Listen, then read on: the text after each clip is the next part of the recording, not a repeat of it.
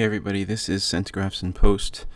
I just want to let you know that for the end, the last two characters of this episode, Maneha and the Devil of Caroc, I think I must have hit the gain on my mic and my voice came out really soft, which means in editing I had to raise the volume, but the game's volume might be a little bit loud while my voice is still a little bit soft. I was trying to find the right balance, but it's all one track and that was kind of difficult. So I apologize for that in advance and totally understand if you need to turn it off because the volume is just something you can't deal with. All right, on with the episode. Hello and welcome everybody to the final part of the Lorethrough. I decided that I wanted to go through all of these characters that we have not spent any time with through our journey, which means we haven't actually explored their character stories and seen what they have to do. So I want to do that. I want to just one at a time recruit the people who we haven't recruited, go through their stories, and then we'll have it on camera for the Lorethrough. And after we're done with that, I will go and beat the proper game again, and we'll see how all of the character stories end at the end there. So, Palagina's busy. I wanted to start with her because we'll also have things to say about the Valian Trading Company and the Valian Republic when we do her story. But since she's busy, she's on an adventure, we'll start with Hiravias, who is the Orlan companion that we did not recruit. That we recruited on our way to Twin Elms, I mean. So let's have him. Going to get rid. It's probably most like. I think he's a druid. Yeah, he's a druid. Level 7. So let's dismiss Sagani and bring in Hiravias.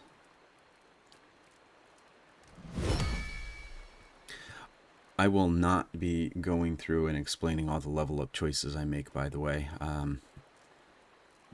Just for time purposes. I know I did that during the regular game, but I'm not going to do that for all of the different companions. Although, now that I'm thinking about it, these are like druid. I haven't really gone into what a druid is, so maybe I'll at least read a little bit about druids on the way there. So let's see what he has to say.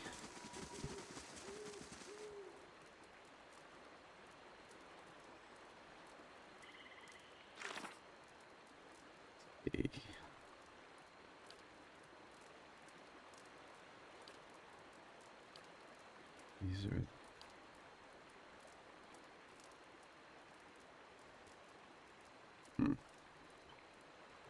Don't have any quest for Hiravias yet. Let's go to Twin Elms and see if maybe we have to go somewhere for it.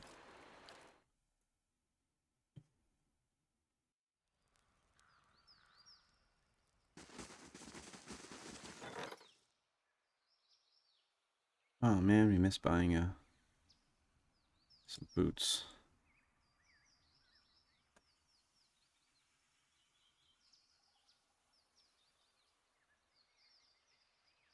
Oh well.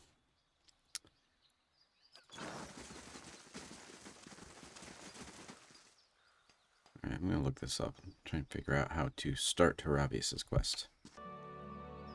Okay, so I had to talk to Hiravias. As a peripatetic loner, I'm not privy to the latest news, but the Hollowborn Children is a tale that has reached even my reclusive ears.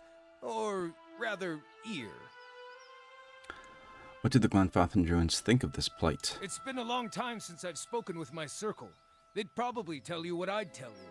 This plight was most certainly the consequence of someone trespassing into Nguithan places, not meant for folk. I mean, what else other than the gods could inflict punishment of such impressive scale? So, this is about the Hollowborn, I think, and he's blaming the gods for it. Oh, the plight was most certainly the consequence of someone trespassing. So it is the gods' fault, but it's because people were plundering Nguithan ruins. So, like many Glanfathans, Hiravias is blaming that. Anytime a life is separated from its soul, I wanted to pretend it was just a rumor when I first heard of it. Talking about the Hollowborn. In my youth, I'd curse the dear Woodens for being ignorant despoilers that breed out of control.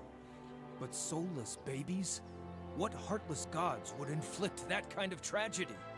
No parent or child deserves to be a part of that horror.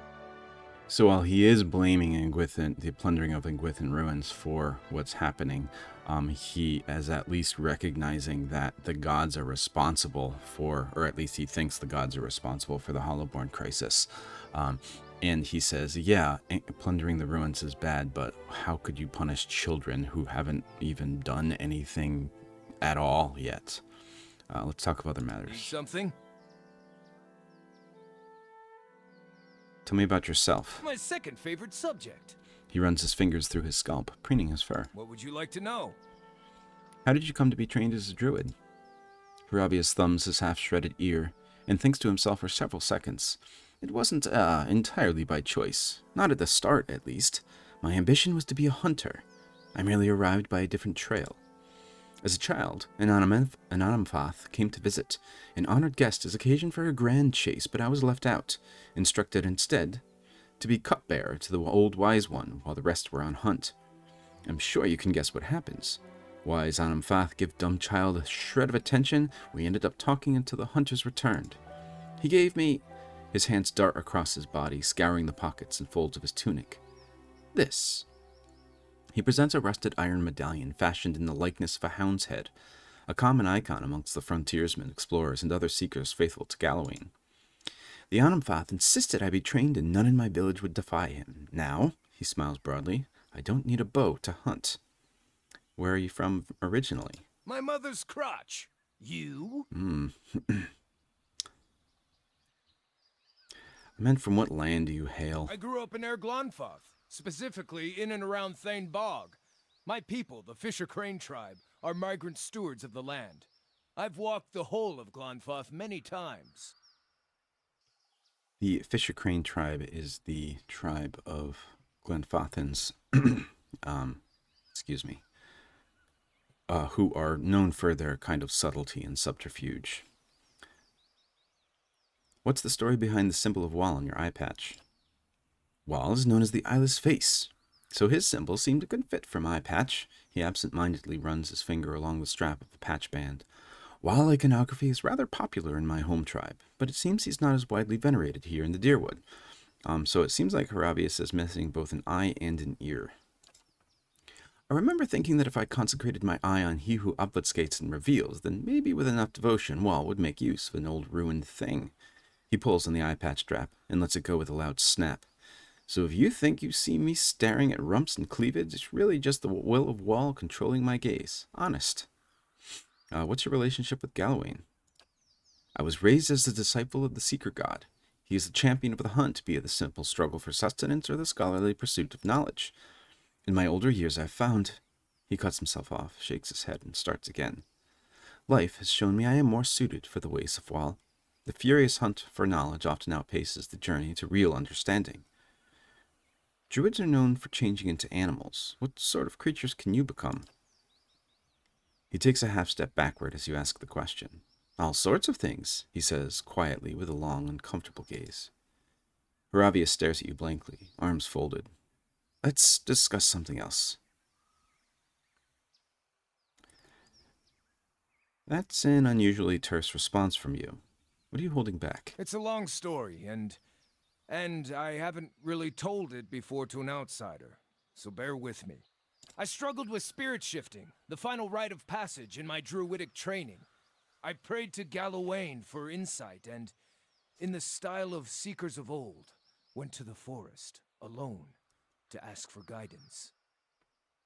Then I got my answer, an answer at least, in the form of a vibrantly colored Stelgar that pounced from the underbrush and made a salient demonstration of its capacity to eat things 1/15 its size. You're alive today, so how did you fend off the beast? Fend it off? I ripped off its arm and sent it running. As the beast was lopping off bits of my handsomeness, I remember trying to fight back, swinging with arms too short to reach. I felt I had the energy for one last swipe at the beast's nose, and when I lashed out with a punch, my arm felt twice as massive, and my fingers sprouted talons.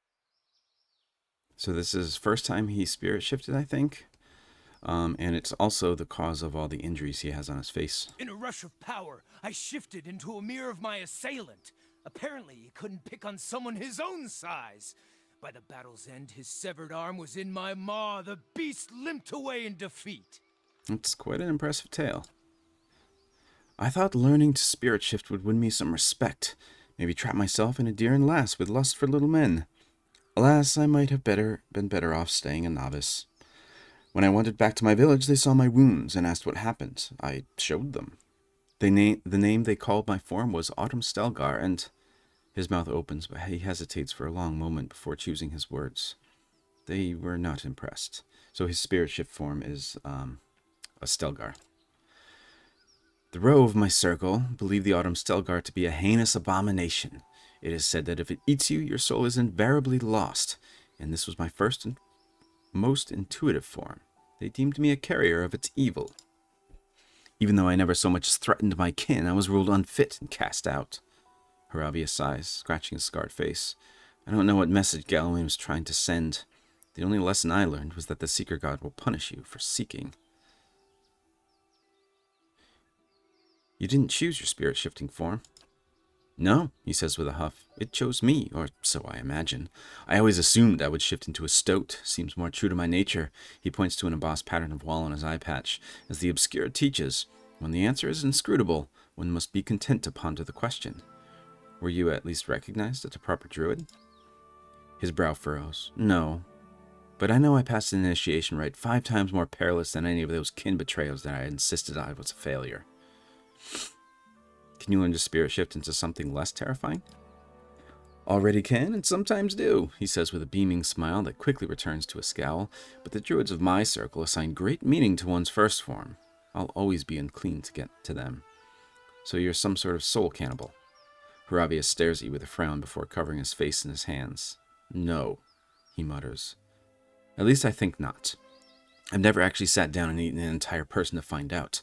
I'm not that curious to find out. Thanks for sharing your story. Well, if you don't know me, you can't trust me. And if you can't trust me, odds are low you'll leap in front of a flying arrow to save my life. I've been meaning to visit the druids of Twin Elms to see if they know more about my spirit shift. If our journey takes us there, perhaps they can enlighten me with more information about the Autumn Stelgar. But for now, maybe we can talk about something less depressing? They're going to ask him about Galawain and Wall. It seems like he has attachments to both of them.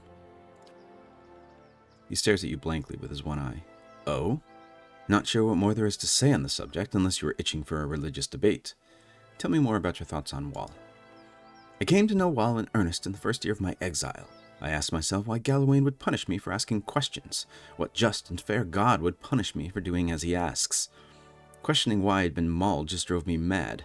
At the height of my worry, I would have dreams where I only saw with my injured eye.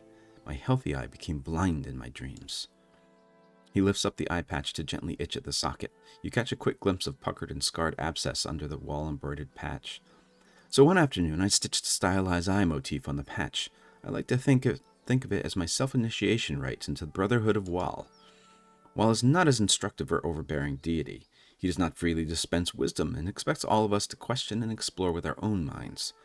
Wall reminds me that curiosity is being receptive to any and all truths, not hunting for any one answer.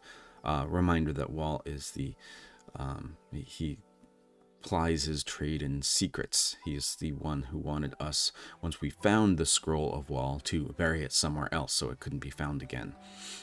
Has Wall ever spoken directly to you or sent you a sign? No, never directly, he says with a smile, which is as it should be, given what he represents. I especially like how Wall never sends wild beasts to maul me, but maybe I have low expectations of such things. Now let's speak of something else. I want to hear more about Galawain and Wall. What more can you tell me about Galawain? A frown overcomes his face as he ponders your question. Consider it a lapsed devotion. I will always respect the Seeker God, but he visited ruination on me when all I sought was knowledge, just as he taught it should be. He meshes his fingers together and flexes his digits until his joints pop and click. Galawain left his mark on me. When I see my shifted reflection, I'm reminded of his presence. Galawain still inspires my fear, just not my worship.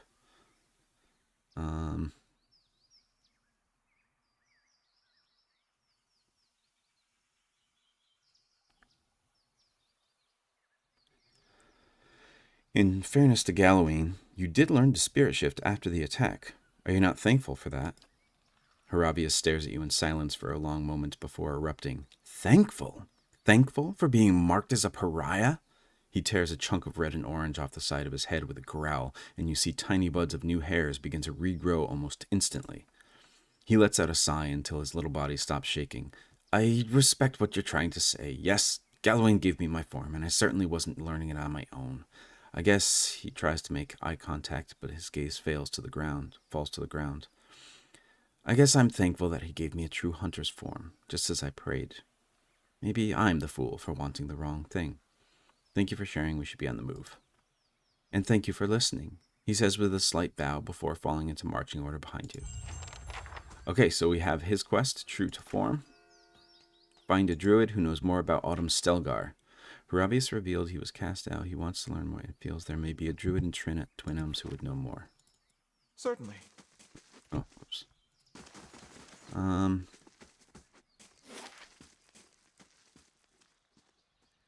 Well, let's start here.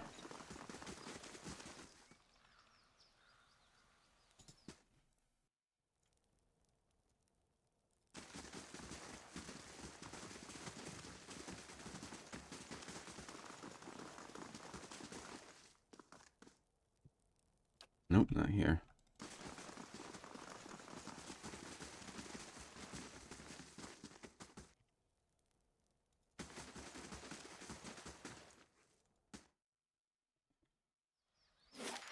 It's the Golden Grove Ovates also, which I think there are druids there.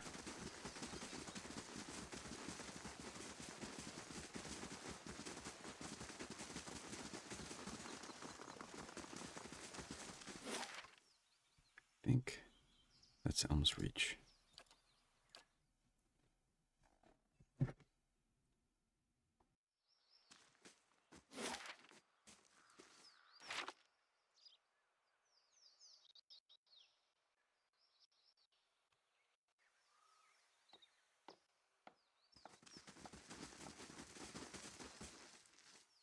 Hail, Estramore.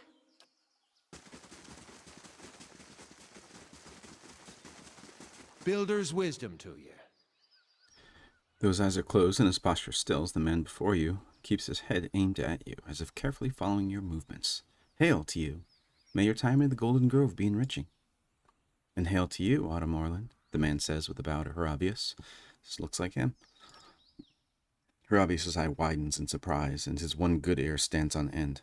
How on Iora did you... The man's eyes remain closed, and he says with a smile, Tranquility begets a receptive mind.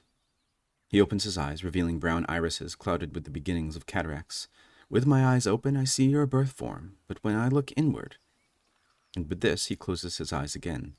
I see the Autumn Stelgar. Let Hiravias talk. I don't know how you consented, but you're right about me being the Stelgar. What do you know about the beast? Why was I ostracized just for being able to assume its form? Is there a cure? Tamron smiles. His eyes remain closed. I know the beast is often sent by Gallowayne as a sort of trial.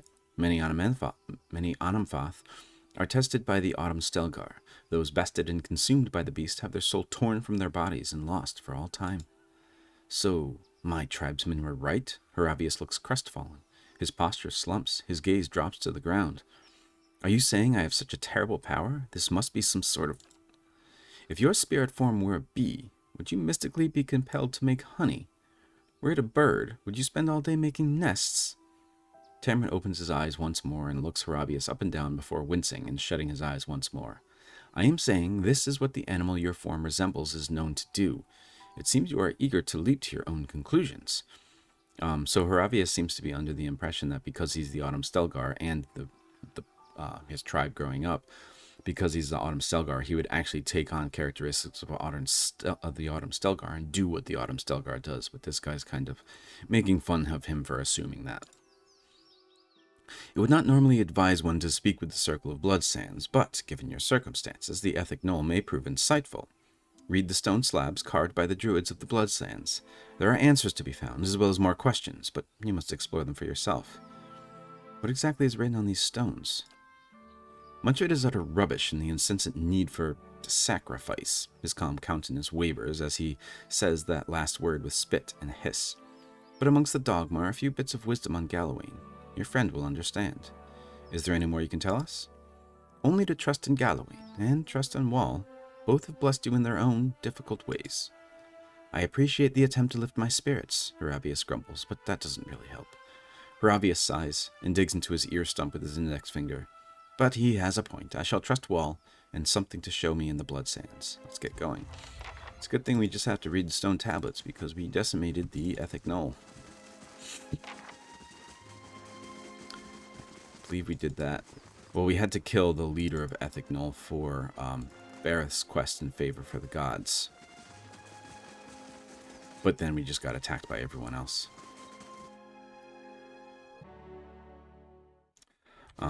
And if we see here, yeah, we see the pillars. There's a couple right here, and I think there's more kind of spread across the place. I remember looking at these and wondering why they were there, and this must be why for Hiravias. Well, why they're in this game, not in this world. They exist for the Ethic Null. Okay. Essence taken by force may Upon Burial Isle, the two men meet again for the first time, though it was the last thing they did. The many-colored beast rent them both asunder. They were in death, merged, and made whole again. Cute story. Two guys meet in the belly of a soul-eating creature. Maybe someday I'll eat two of the most insipid dear wooden lumberjacks, and they'll spend an eternity discussing beer whilst haunting my colon. Perhaps the idea is that the Autumn Stelgar might not really destroy the souls? That could be true, Hiravias mutters. But I guess I don't know what to make of this. I've never, knowingly at least, eaten anyone's soul. Maybe it's a trick I've yet to learn. Lucky me. Still, I have a hard time believing that me spirit-shifting and mauling anyone is going to make anybody whole again, despite what this tablet says. I'd like to look at the other tablets and see what they have to say. Alright, let's keep going.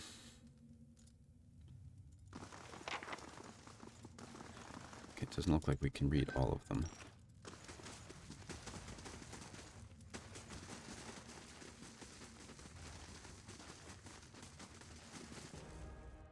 Oh, still some left.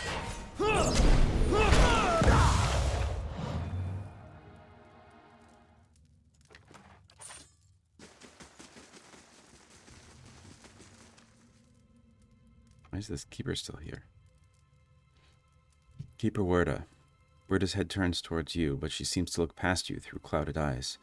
I've heard the screams of the others and smelled their blood in the air, a grim irony that the Ethic Null should perish alongside a millennium of sacrifices. The ancient dwarf inhales deeply. Your doing. Come to finish an old blind woman, too? Or do you have other business? Okay, so I don't have to kill her. I'll say farewell.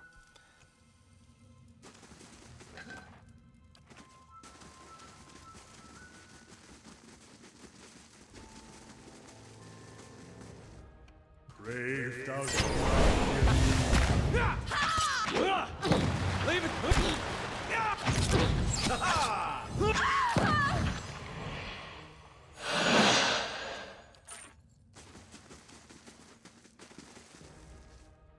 brave. That could be true. You're not. Then.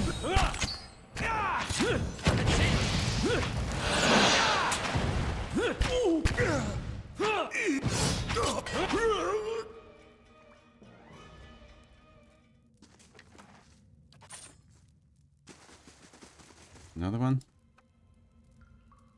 Is not the water sacrificed unto the plant, and the plant sacrificed unto livestock, and livestock unto man? When the lesser soul is sacrificed to strengthen the greater soul, the whole of our family grows stronger.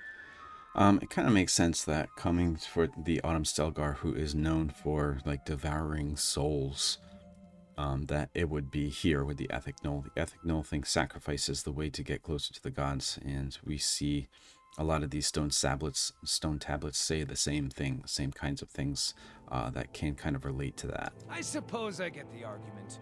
We all have to kill and eat, constantly for that matter, to live. This sounds like it's talking about the Blood Sands rituals. I wonder how, or even if, this is relevant to me.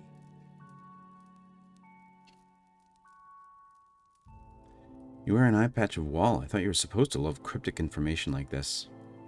Hiravias stares at you with a smile. A fair point. Wall wanted me to see this, so what about it applies to me? His voice sinks, and his face turns pale. Am I the lesser soul? Was being cast out of my tribe the sacrifice that made the greater soul stronger? I don't know. Just sounds like they're trying to justify their practices of killing people. Come on, let's see what the other tablets have to say.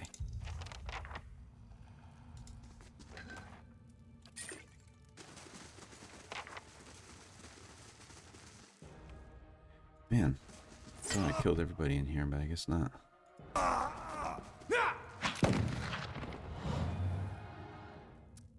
Time to rectify that, apparently.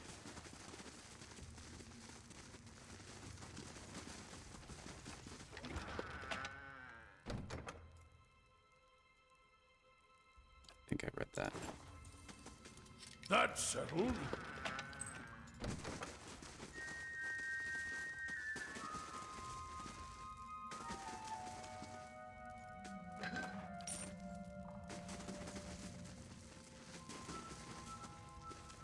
There are some pillars here, but they are not readable. Here's one. Each generation, the Anumfath must stand before the autumnal beast in judgment. The wise endure, passing on their strength. The weak are eaten, their souls ripped to pieces and lost for all time, removing such weakness from the cycle. Well, I guess maybe my tribe wasn't entirely wrong about my spirit form being some sort of soul terror. I suppose I was hoping to hear a different answer on the matter, but...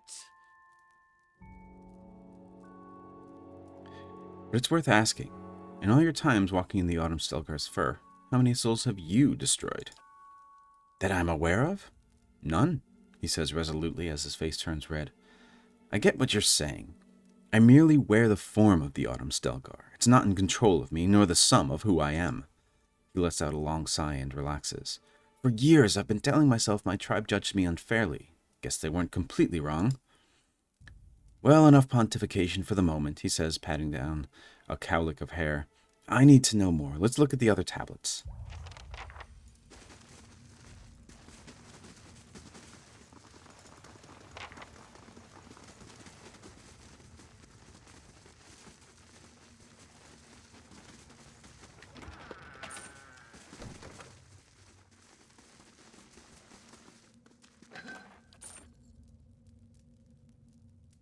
As souls split into multitudes, many lives come from one.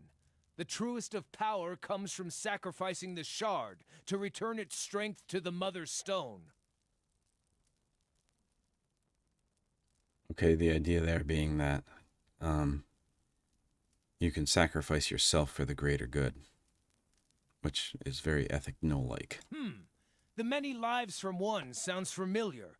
I was taught that sometimes between death and rebirth, a soul splits perfectly in two, creating two viable souls from one.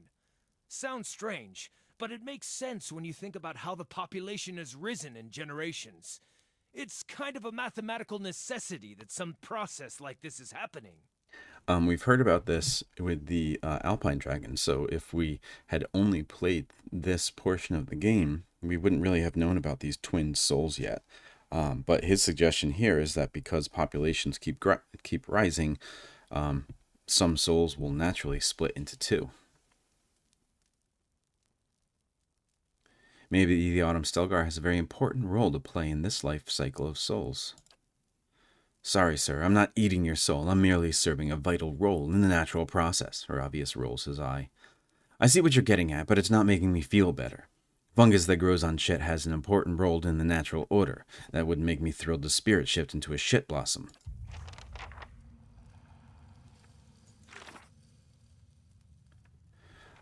So now it says to explore Burial Isle. Hiravias read the parable written on the stones of the Blood Sands. The story spoke of the Autumn Stelgar being sent to test Anumfatha of their worth. Those that fail are consumed by the Stelgar, so that their weakness does not live on and multiply. The tablets also mention that many Autumn Fatha would travel to Burial Isle to meditate and be tested by these Autumn Stelgars. Hiravias now wishes to explore the Burial Isle for one of those pilgrimage sites. Okay. So let's head on over to Burial Isle.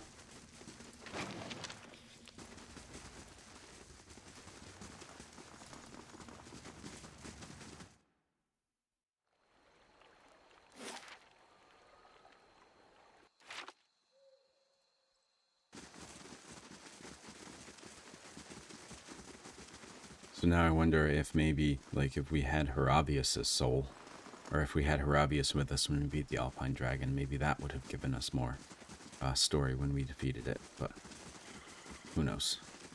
I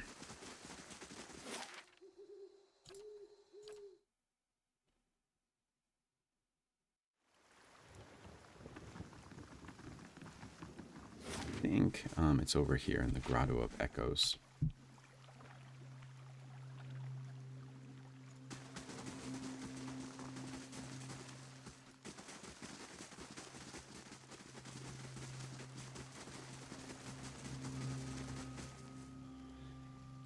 Scathden, standing proud and still, the aumauan before you is smiling broadly, showing several crooked and missing teeth.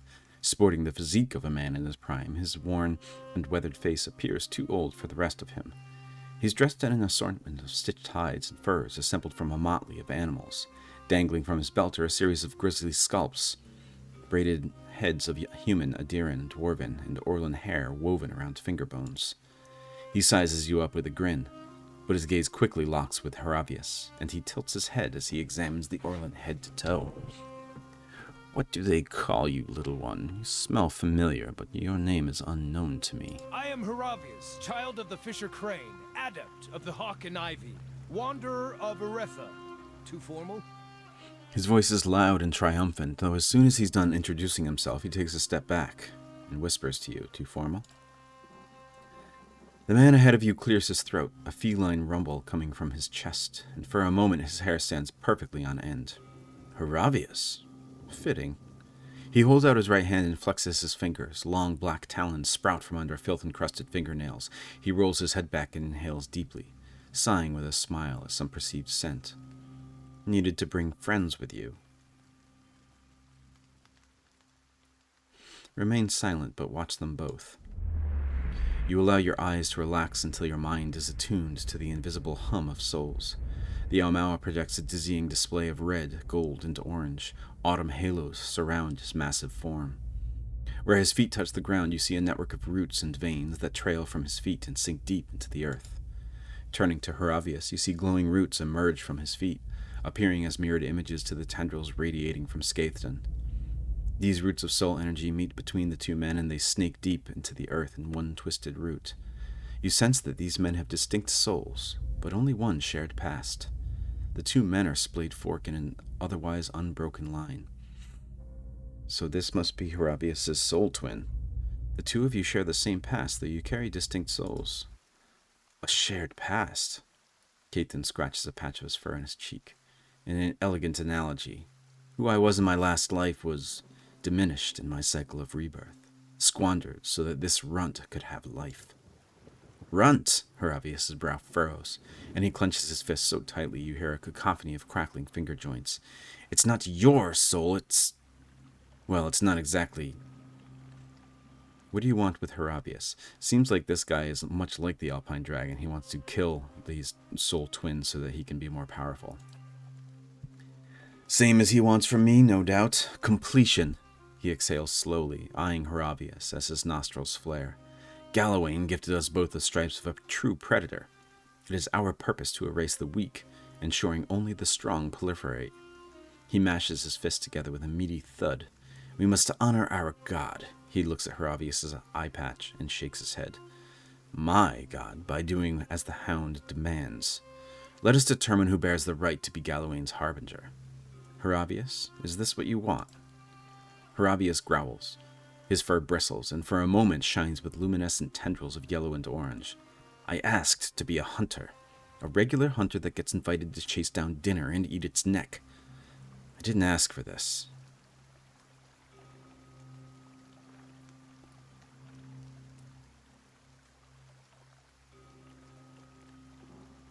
You asked Galawain for strength and you're angry you got more than you wanted. And neither of these responses really seems like something Bjarta would say, but that's the only choices we have. Hiravias looks at you, his jaw agape. No, it's not that. It's just that I didn't really realize the price. Being a hunter was a means to acceptance, and that's just it. I wanted the acceptance more than the thrill of the hunt. In my heart, I'm a questioner, not a seeker. Galawain gave me a gift. My tribe doesn't agree with it. What's done is done. He looks at Scathen and scratches his chin. And if erasing this soul, cousin of mine, is what I must do to be greater, well, I guess that's not any kind of greatness I'm seeking. Scathen scowls, his gaze focused on Hiravias. And you think you can just walk away from me?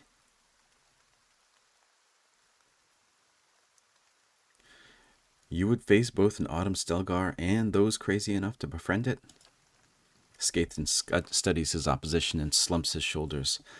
I would face the Autumn Stelgar alone, as Galawain intended it.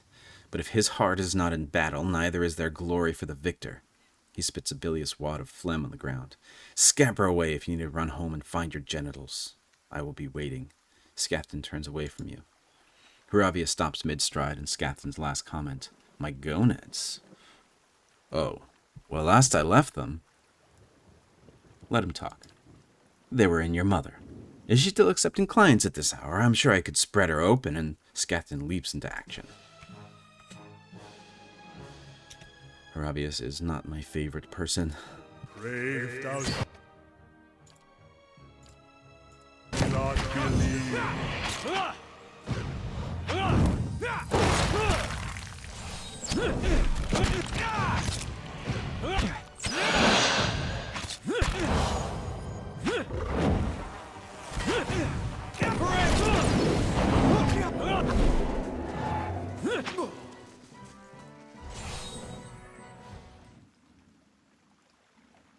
Hiravias pants and wheezes, his one good eye locked on Scathen's corpse. Blood and sweat drip down his fur, and he rocks back and forth on the balls of his feet, as though expecting the body to stand up. How do you feel? Amused, I suppose. Wal showed me that Galawain was answering my prayers. He made me the great hunter that I wished to be. The mauling wasn't a punishment, just a very, very hard test. And I think Wal showed me just now what I will become if I let this facet of my life be all-consuming. Suggesting that, if he had just followed that hunt and tried to get stronger, he would be like Scathen. So let's examine Scathen's corpse. As your eyes relax and your vision adjusts to the hum of the invisible, you see a swirling pile of red, orange, and yellow leaves. The cyclone of foliage flies apart, and the leaves drift off into parts unknown. As Scathen's essence fades from view, you see a handful of autumn leaves circle about Hiravias as his soul glows a bolder shade of orange. How do you feel? Amused, I suppose. Wal showed me that Galawain was answering my prayers. He made me the great hunter that I wished to be. The mauling wasn't a punishment, just a very, very hard test. And I think Wal showed me just now what I would become if I let this facet of my life be all-consuming. We already heard that. Are we done here? Yes, I've had enough of Galawain's tests and trials. Even if I could best every other man that wears the Autumn Stelgar mantle, what's the point? My heart isn't in the hunt like it used to be. Which is almost a shame, since I'm a pretty amazing and modest hunter. But to answer your question, yes, I'm done here. Before the vultures get to him, figured I should take a reminder. He walks over to Scathen's corpse and places his hand on the dead man's mouth and tugs with all his might. Tendons and cartilage rip and tear with wet, gristly eruptions of blood, until at last the mandible is torn free. So he took Scathen's mandible as like a trophy. And we are done with Hiravias' quest.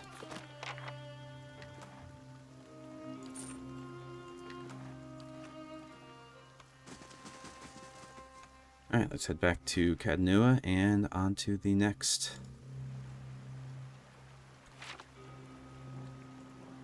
On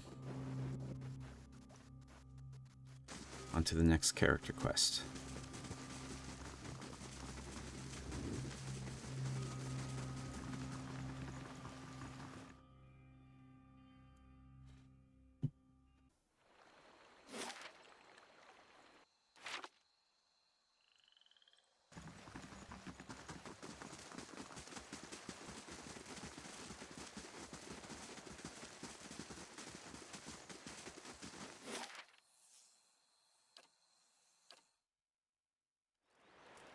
Not as beautiful as the Anguithan ruins near my home, but your fortress is impressive in its own little way.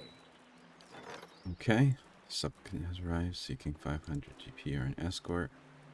Just pay him off. Pallegina is still on her quest. So Hiravias' quest was basically to defeat his soul twin so that he can be whole. It seems anyway. He still has connections to both Galawain and Wall. And sees the benefit in having both of them, I think. Okay. Next we'll go, since Pallegina is busy, we'll move on to the Grieving Mother. So get rid. Watch your step. Bring in Grieving Mother. And she is a cipher, so maybe we'll replace her with...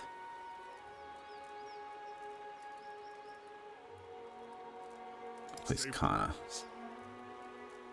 And then bring back Sagani. Okay.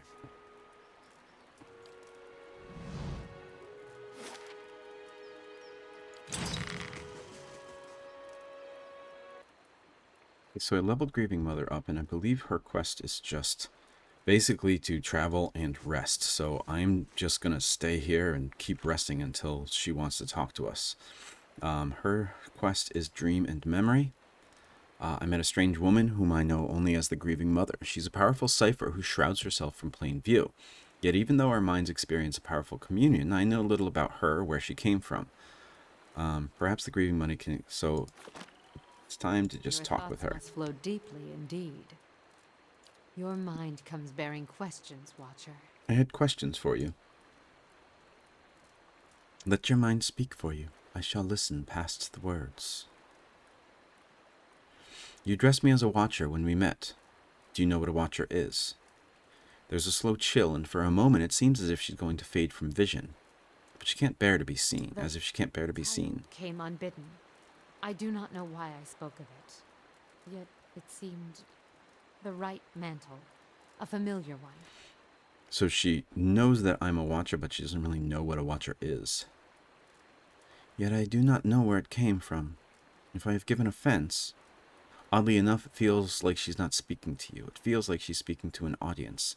The air takes on a curious edge, a chill which persists for a sharp moment, then fades into dull fear.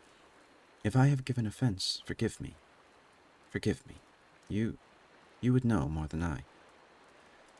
So it's almost like when she's speaking, she's not really speaking to me. Or at least it seems that way.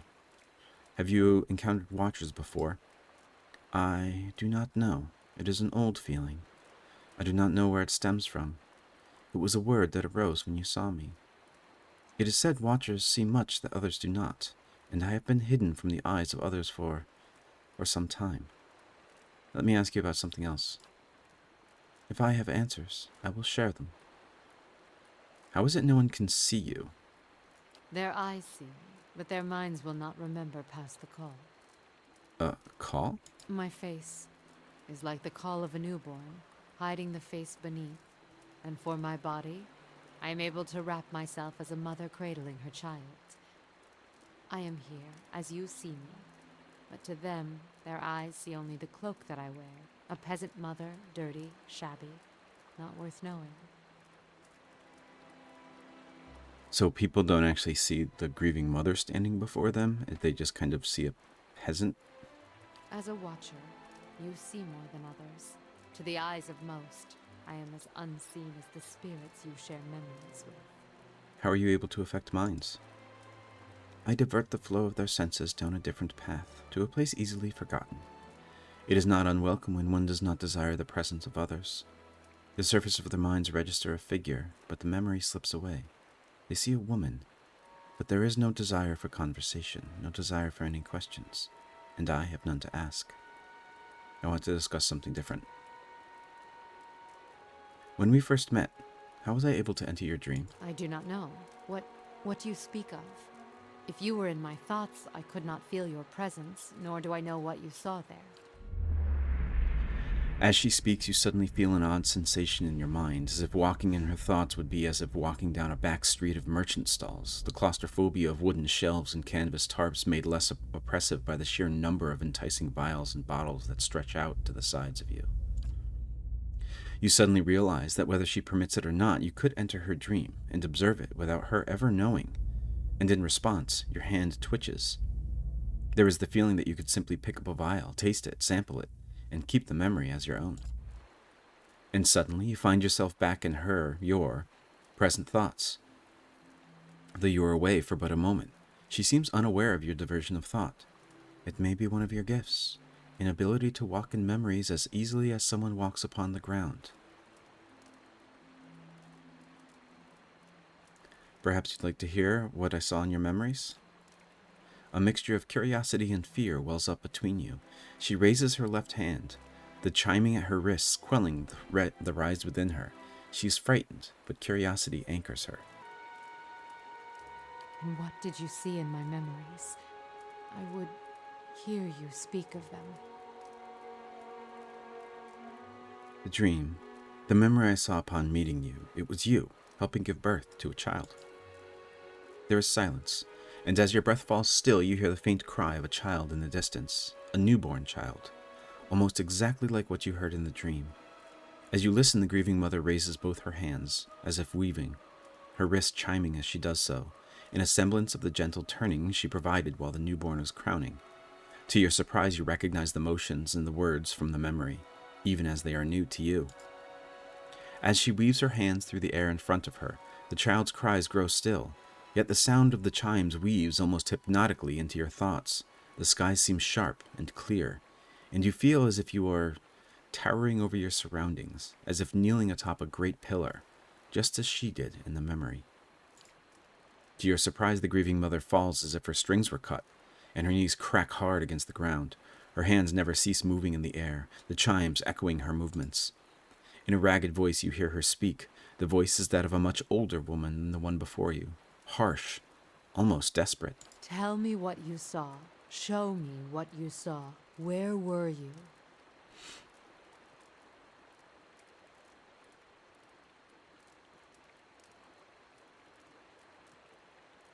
So I have a cipher response here.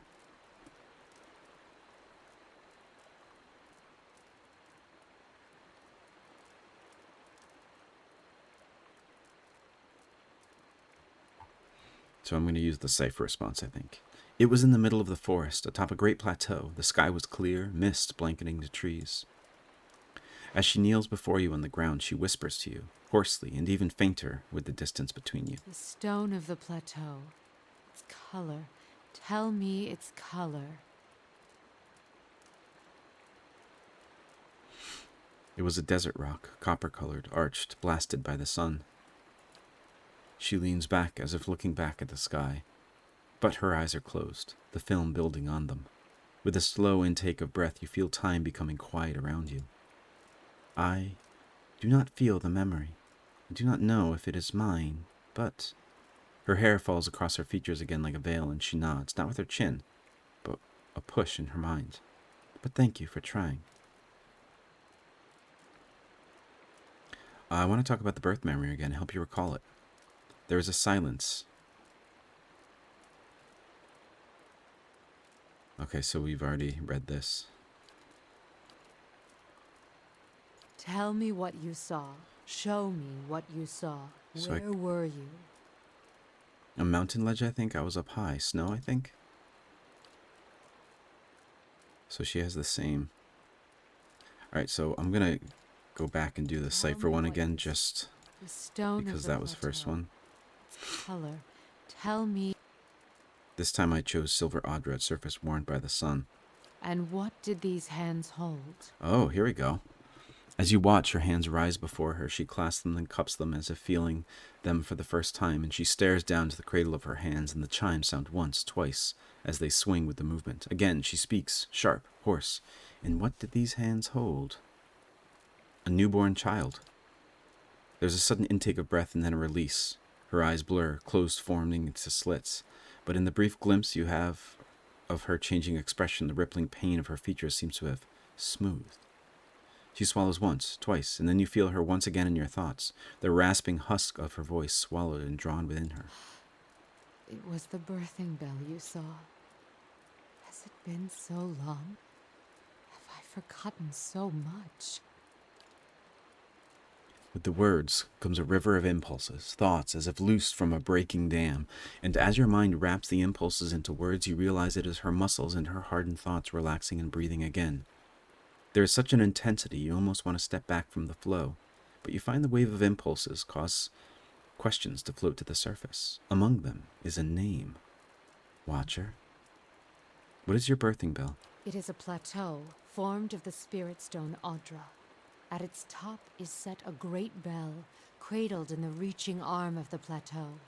It stirs in the wind, and it sounds for leagues when struck by kith hands. In distant times, the great bell served as a Glanfathan watchtower, perhaps. Why they abandoned it, I do not know. Other men came in time, settlers, and claimed the tower as their own. I, in turn, claimed it from them. The pillar became a cradle where I could draw new souls into the world. In your memory, were you helping a woman give birth? Yes. Yet, I believe you only saw a small part of the birthing ritual. It is not all in a moment, nor in a day. It is a journey of many years between the child, the mother, and I. So she helps people give birth? There was much I could do to aid the mother. Some sought the physical comforts of ritual to steady their thoughts, even Audra from the bell. Others would seek advice, words of counsel for the days ahead. I was able to provide drafts, tinctures, and reading of the child's spirit, all to strengthen the mother.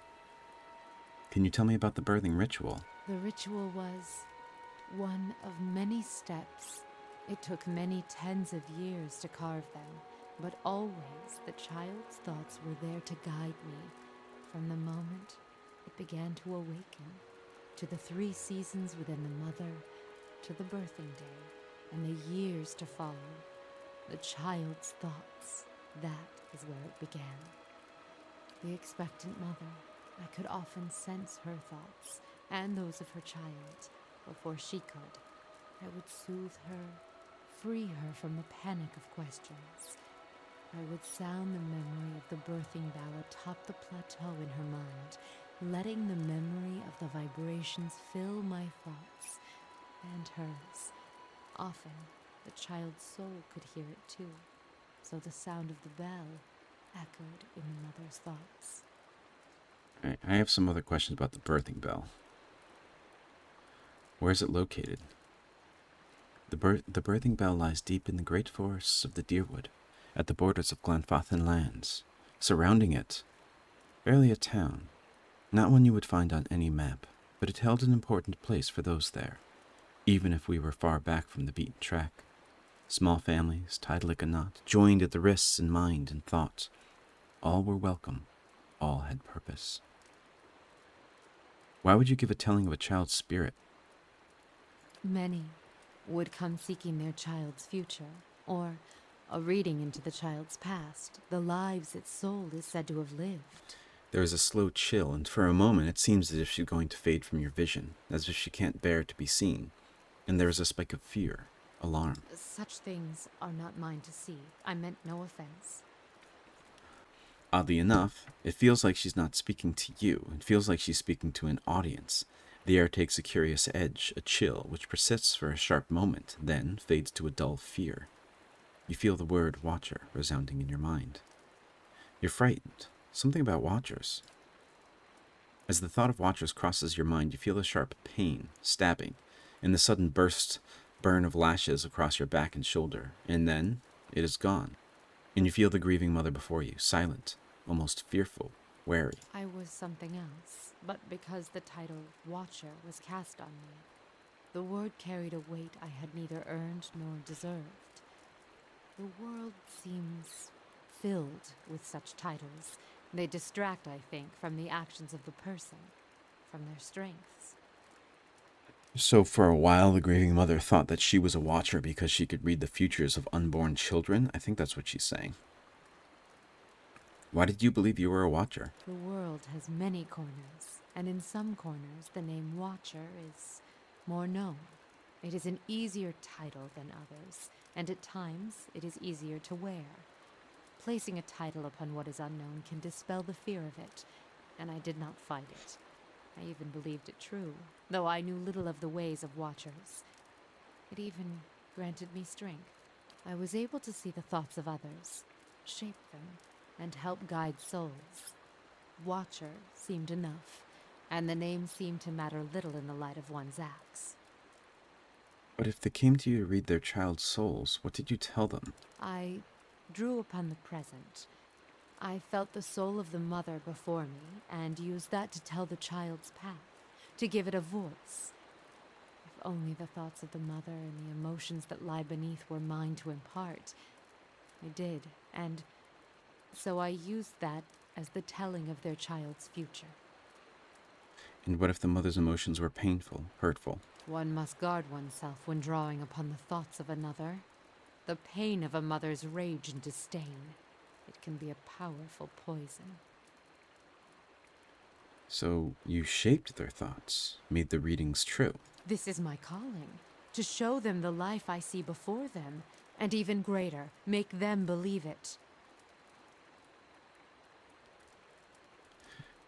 That is not what a watcher does. We do not shape minds. We see them as they are. Even the most strongly worded tells may not be enough to save a child and allow it to be born. If I have the strength to strip away the stem of a mother's spite to expose kindness, weave nurturing from disdain and neglect, then that is my calling. So it seems like maybe people called her watcher simply because she's a cipher, which is kind of interesting since I am a watcher and also a cipher. And with the weight of Watcher behind my thoughts, these tells gain strength. Strength I never possessed on my own. They believed. And what they believed became the truth. With each child that was set upon that path, the title of Watcher became stronger. You must understand, without such weight upon my words, many lives would have been lost, drowned, cast in the lake beyond the bell. Now the trail to the lake is lost and reclaimed by the forest, as was meant. A watcher was not there to look over us, but it was a watcher that saved them. And with a watcher's strength, children were born, were cared for, and grew strong. So I'm not going to judge her here. I'm just going to say I see. What use is a frightened will when a spirit is at stake? Would you let the fears of a mother end her newborn's life? You felt it in the memory, the weight of it, the importance of the child's life. It was a memory we shared. Did we share that memory, or did you inflict it on me? And suddenly there is a rasping cry across her consciousness. She raises her hands, and you see the chimes draped from them, yet they make no sound as she moves. A greater good was done, and children were saved. It is a choice you may be forced to make one day. And when faced with it, you will make the same one. So it seems like she's, when in helping people be born, she kind of shaped their lives and their thoughts to help the children be born and to make sure they, or do her best to make sure they do good. And sometimes she does that through mind control.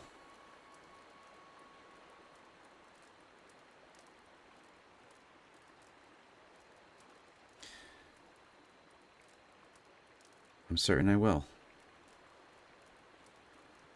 I guess I'll say that. That is good, Watcher. I want to discuss something different.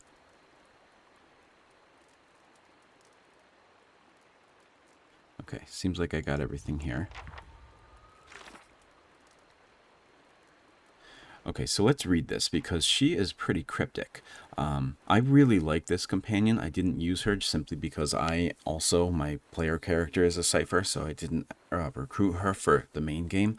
I really like her, and I also really like her voice actor. But let's just go through what the journal entry says and try and put these things together, because she is very cryptic and it's kind of hard to understand at times.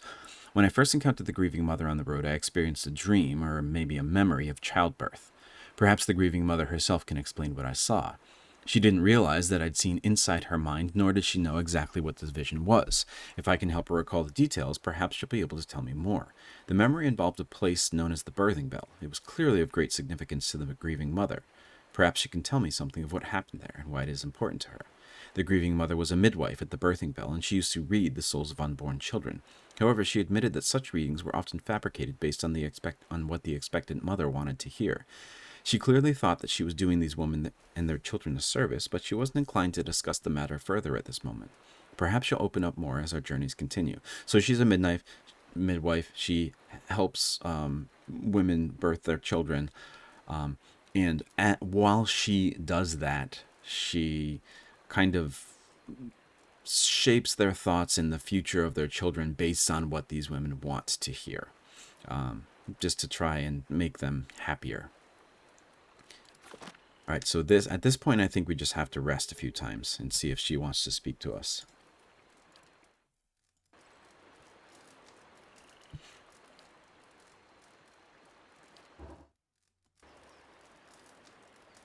I would also like to see...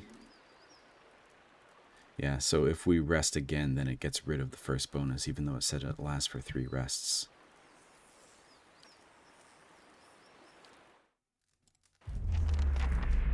Here we go. You find yourself back in the space inside the Grieving Mother's mind. It is familiar this time, and even though you feel you have seen countless births from this vantage point, something fills you with unease. The sky has darkened, and the mist has risen from the forest to hem you in. You are trapped. You hear something. The sound is strange, dissonant, like warping metal. You grit your teeth against the noise, and yet as it rises, the eerie melody drives the numbness from your limbs and clears the space in the mist. Focus on the chimes. The noise resolves into a dull tone. As it resounds through your bones, you see that your hands are in motion. And once again, you are drawing forth life, something warmed, fragile, struggling into the world. This scene feels familiar. The moment you have lived and dreamed 1,000 times before, and yet something ominous gnaws at the edges. Focus on the woman's cries. The woman should be in pain, the natural pain of childbirth. You know this, but it is faint, distant, and you realize that you're soothing the pain with your mind, smoothing out the eddies of pain and relaxing her thoughts just enough so that she can still push from within, push the child forth. You are taking that pain into yourself, but the pain has layers. One is a pressure, a familiar, welcoming pain, and the other, it is sharp, a razor at your consciousness, more recent than this memory. So not only does she help women with birth, but she kind of helps to soothe their pain by taking some of it for herself. And as you try to recall how you've reached this place, you feel the same hollowness inside yourself, a pit filled with the clawing winds of a Beowix. The very thought fills you with disquiet like the memory of a nightmare. Focus on the child, the movement of your hands. As your hands move, you hear the sound of chimes, clear and sharp. Yet somewhere distant they seem echoed by something else, wails of sorrow, tolling bells. It is impossible to tell. Draw the child forth. An inexplicable sense of dread fills your soul as the child makes its journey to you, push by push. A malicious presence seems to surround you, and you lean forward to shield the child. At last, the baby emerges, wet and ready from its journey.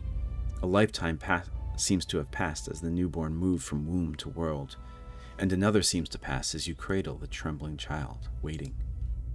The child cries out, its cry full of life, full of soul, the chime echoing its thoughts, filling it with its welcome. The soul is blurred at the edges, as if you're viewing a soul from within a soul. But it is there, it is alive. The woman before you is weeping, and at her first cry, her hands reach out for it. Surrender the child. You surrender the child to her, something you have done many times before, and as your hands move, the dull clangor sounds, and you feel a weight hanging from your wrist. You look down and see bones, tiny and malformed, hanging from a string about your wrist. They're heavier than they should be, and as they clank together, they make a noise like funeral bells. The mother is too intent upon her newborn to pay you any heed, and so you hide your wrist behind your back. She need never know, can't ever know. As you hide the bone chimes, you shiver, in relief with premonition at the chill wind that suddenly sweeps the plateau. Wake up.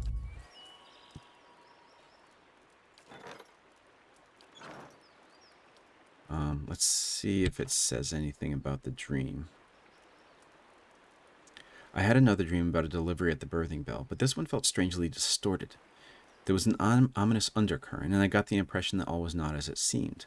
This woman does not fully understand her own past. If I am to learn who she really is, I may have to dig deeper into her story. So that's why we have to talk to her here. I also wanted to say that someone who does what she does, helping women birth their children and kind of soothing their pain and their thoughts as they do that, I could see why that would be in high demand during this Hollowborn crisis. Okay, let's talk to her. Your mind comes bearing questions, Watcher. I had questions for you. Let your mind speak for you. I shall listen past the words.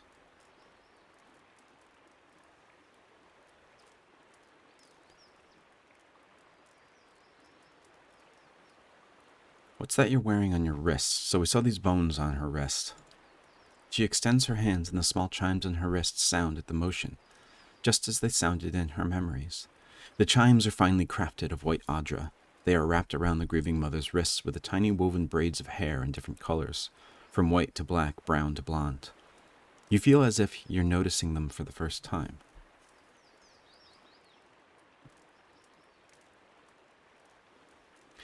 If the birthing chimes were given to newborns, why do you wear a set now? There was no child to carry it. And suddenly there's a rasping cry across your consciousness, and you see her flinch, visibly, as if struck. She raises her hands and you see the chimes draped from them, yet they make no sounds as she moved. In your memory, they look like bones. And carry the weight of 100 deaths. I know, Watcher. This is about the Hollowborn, isn't it? The Hollowborn. The same chill you felt before is stronger now. As if it's welling up around your feet to your ankles. You feel a sudden urge to draw away, as if from an unpleasant memory. The Hollowborn have a future. They can be saved, and the tells spoke of such.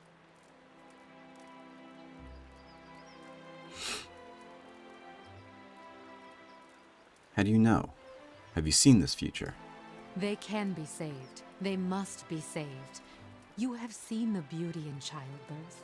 What good came into the world there on the plateau. You helped me recall it. It is a memory we shared. It is the truth. In the memory, you hid the chimes on your wrist from the mother. Why? It is not what I hid, but what she saw. She couldn't know. The Grieving Mother squeezes her eyes shut and brings her hands to her ears. No more equivocation. What really happened at the birthing bell? And what would you consider real, Watcher? The truth that was experienced and remembered? Or the one that burned out only to be swept under the rug and forgotten like ash from a fireplace? It seems like she has spent so much time obfuscating the truth to the mothers that she is helping to give birth that she almost doesn't know what's truth anymore.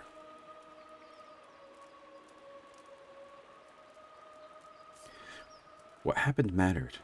Forgetting doesn't make it less real. And how much of your own life has been lost to the error of memory? How many loves and betrayals were colored with the false hues of emotion? A pity to wonder how much of your own life happened the way you recall. We should get going again. Okay, so let's see.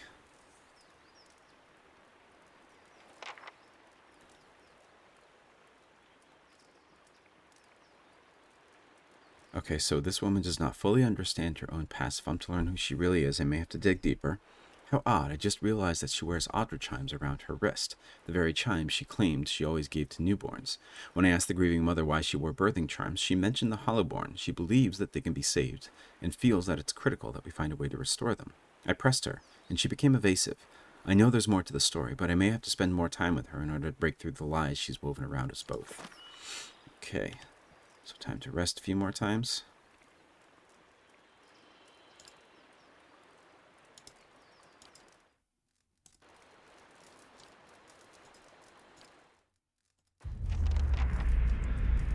The morning is cold and silent. You are upon the plateau of the birthing bell and there is no sound, no wind. The sky is a smooth and mortared gray. The forest beneath the plateau, nothing more than a jagged black silhouette. Even the rock, the Adra around you, it feels colder. the sun's warmth bled from it. Against the cold backdrop of the sky, you see the great birthing bell hanging from its arch of Adra. Its surface is tarnished, and the shadows inside the bell are dark, still. It seems to press down upon you, or simply, sadly, watching, as if standing above a grave formed from the table of the plateau and the remains of the mother's womb that now covers its surface. And there is something heavy in your hands. It breathes, gurgling, slick and wet, yet that is all it is. You find yourself filled with fear. You don't want to look at what you're holding. You don't want to touch it with your mind, and it is all you can do not to cast it from you. Examine what lies in your hands. The mass before you is vacant, flesh in the shape of a newborn. Bubbles of saliva bunch at the mouth, expelled by its steady, gurgling breath, its arms, legs, head lolling, limp. No thought, no struggle, no desire to cry in protest or pain. There is nothing from within. There is an absence in your hands, so this must be a hollow-born child I'm holding. Your hands tremble, shake, and the silence is broken as the chimes on your wrists echo with the trembling. And the chimes do not echo in the thoughts of the mass of your hands. There is no soul within to hear it. Reach out with your thoughts. The only emotions blanketing the plateau are the pain of the mother. The child breathes, its heart beats, but it makes no cry. The child feels light, empty. There is no joy in it, no fear, no thoughts at all. Yet in the hollows inside it breathes, a thing of habit, not life. You cannot move. Your trembling has subsided, and the birthing chimes in your wrists are still as the child. The mother is crying, eager to see, begging to see the child. You feel a sudden spike of fear of being hunted. If you give the child to the mother, you will be blamed, and her anguish and rage shall fall upon you. She will not spare you or anyone you love, of this you are certain. But you did not cause this. You don't think you caused it. And the mother begs, her arms outstretched. Hand her the child. The chimes sound once more as you give the child to its mother, and as the chime fades there is an eager gleam, the willing joy, the questioning, and you draw upon it deeply, letting the hope stream into her eyes, letting her ears fill with the cries that you have heard countless times pass from other children on the bell. So is she making the mother believe that her child has a soul? You hear the laughter in the mother's voice, in streams of tears that run down her face, and with a practiced motion you weave a life that will never be into her eyes and thoughts. She will care for the child as if it were whole until you set her free.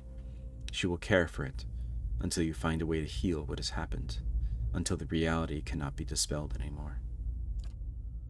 And still, cradled beneath the weeping woman that birthed it, the child in her arms does not hear the cries of the mother, does not react. It is an empty thing that breathes and carries nothing within it. And the chimes on your wrists lie still. They are bound to you like chains, never to sound inside a newborn's mind ever again. Wake up. So yeah, she made a mother believe that her hollow-born child had a soul, and that mother is actually going to care for it like it did and be convinced that it has a soul. Your mind comes bearing questions, what? I saw a hollow-born at the birthing bell.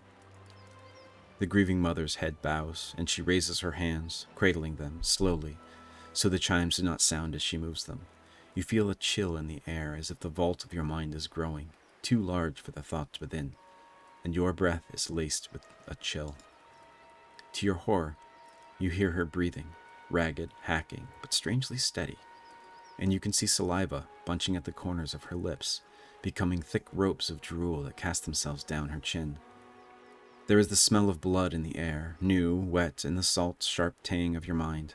Coupled with this is the smell of sodden undergarments cloying at your senses. Take her shoulder and try to steady her. Stepping forward, your hand falls on her shoulder, and then you feel her begin to fall, rigid as a falling stone, and you place your other hand on her shoulder to steady her. Throughout, there is the horrid, steady breathing. Her clothes are wet. It is as if she is burning with fever beneath her tangled hair and beneath her threadbare robes, as if she is giving birth.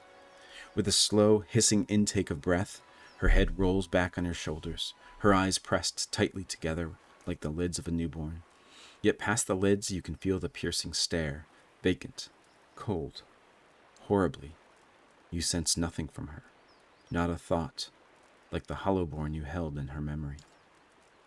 You know if you try and pull away now, she'll vanish into herself, and vanish from your thoughts, perhaps forever.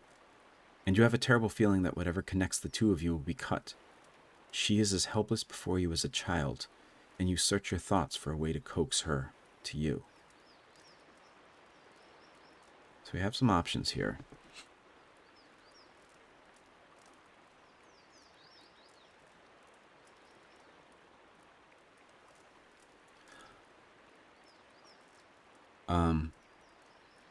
So it seems like these cipher options are doing things like that she would do to try and make mothers happier.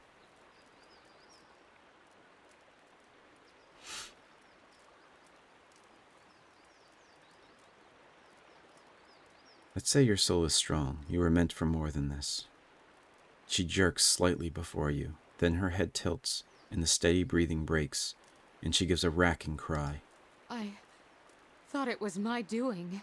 I thought that I had stilled it with my thoughts. The child. It was just a child. What was done with it?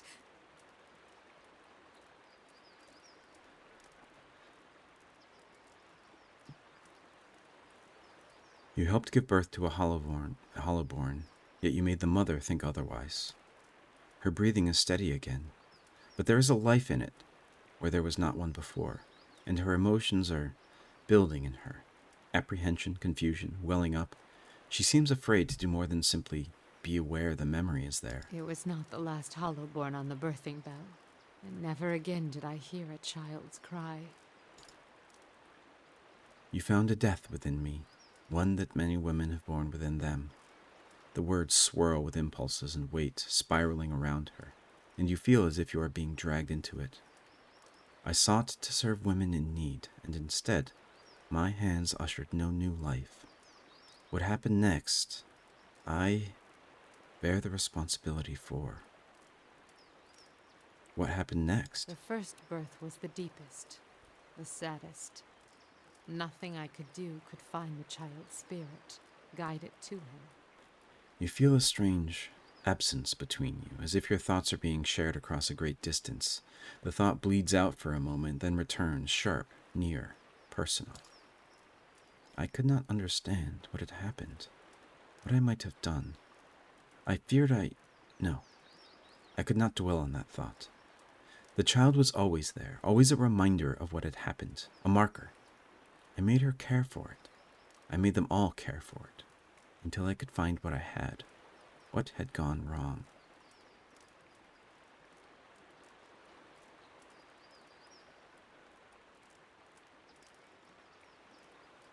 But the Hollowborn, it wasn't your doing. It happened elsewhere. Little word of the outside world reached us.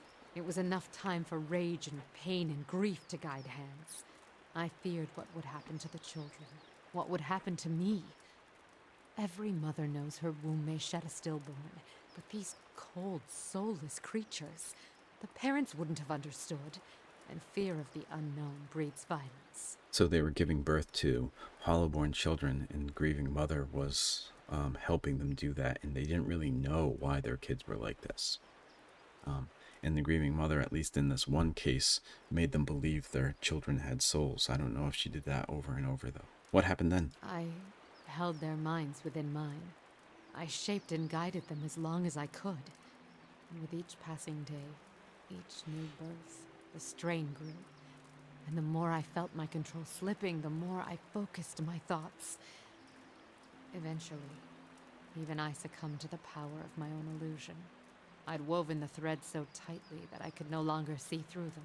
So yeah, that's exactly what happened. She had spent so much time convincing these women that their children were okay that she forgot the reality of the situation. She couldn't tell what was real from what she had made up. And then one morning, I heard funeral bells tolling in the village. The sounds of wailing rose through the mist. A mother had died. Her mind so focused on the care of her Hollowborn child that she'd neglected even to feed herself. And with that, the illusion broke.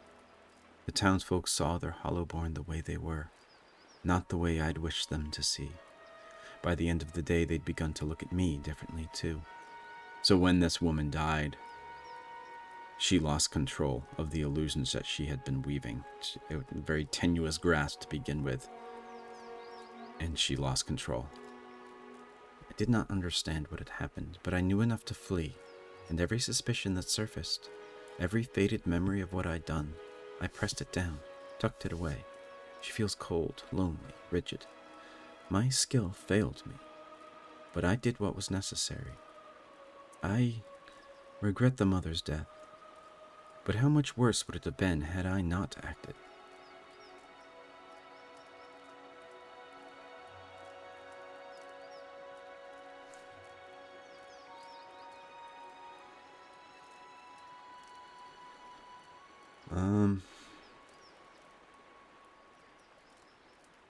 I understand you had to defend yourself. Yes.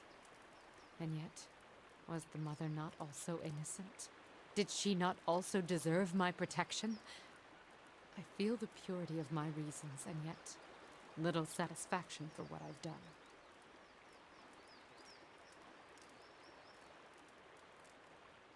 The right thing is not always easy, and yet if we can redeem the lost children of the Deerwood, our struggle will be worth it. The grieving mother's mind is silent and still for several moments. She lets your words wash over her, seeping into the cracks into her own thoughts. My actions only caused more misery. Worse, I took from an entire village, made them as empty and helpless as the children I sought to protect.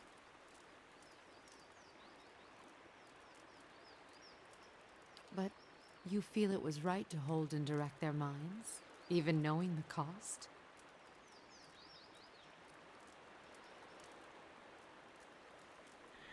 You did not know the cost then. We must often plot our courses with imperfect knowledge. A tapestry woven thread by thread, never seeing the pattern. So it is with the thoughts and dreams that move us, that shape our reality. Your words have soothed my mind, in ways I did not expect. I thank you, Watcher, for the gift of your sight, for using it to guide me out of the prison of my mind. Let us hope it can also free you from the illusions Theos has woven around you.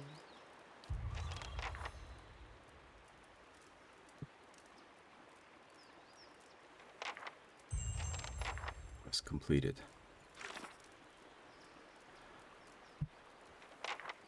The grieving mother is still haunted by her actions at the birthing bell, as well as by her ultimate failure to protect the Hollowborn there. Nevertheless, she did the best she could at the time.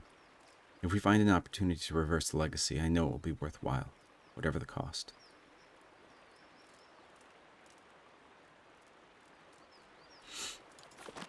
So yeah, her job was to help women give birth, and when the Hollowborn started happening, she wasn't really sure how to react to that, so she convinced the women that their children were okay, but she had to do that so many times that she lost the grasp of it, and eventually people figured out that their children weren't okay. And she just kind of buried that memory. It's a very sad, tragic story, and it's probably one of the reasons I really like the Grieving Mother. Okay, we have to move on now, though. Oh, there's still 2 turns. Okay, good. So it is counting down. I knew that these turns, I thought maybe I had to like do main quests or something like that, but it seems like it's still counting down. So let's continue on and go to the first White March companion. Sure. Zahua the monk. Get rid of the Grieving Mother. Bring in the monk.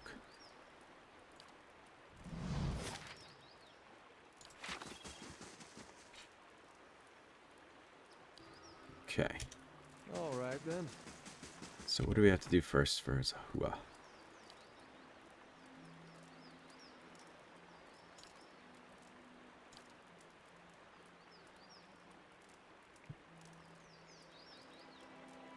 I don't know. I'm gonna have to look this up outside of this. So apparently Zahua's quest is completed by completing different quests in the White March. So maybe if I rest again, then I'll do that, because obviously he has nothing here that he wants to say. So let's try to rest once, see what happens. Still nothing. Zahua is ready. So the dwarves of Durgan's battery did not destroy themselves after all. They fell to invaders. Okay, so maybe we just have to talk to him.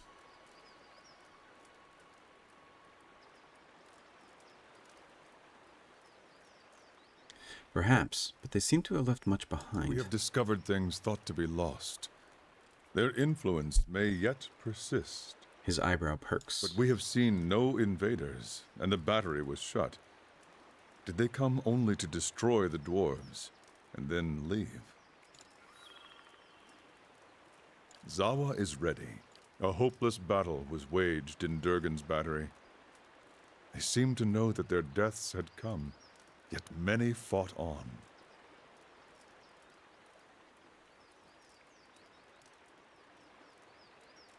Even now, they continue to fight on. Their bravery was not enough in the end. He sighs. They might have made great Nalpazga warriors, if only they had been born to Khan. Zahua is ready. What do you need of Zahua? Tell me of your home. Ishmiddle is vast. Outsiders think of it as one land, and its people as one people.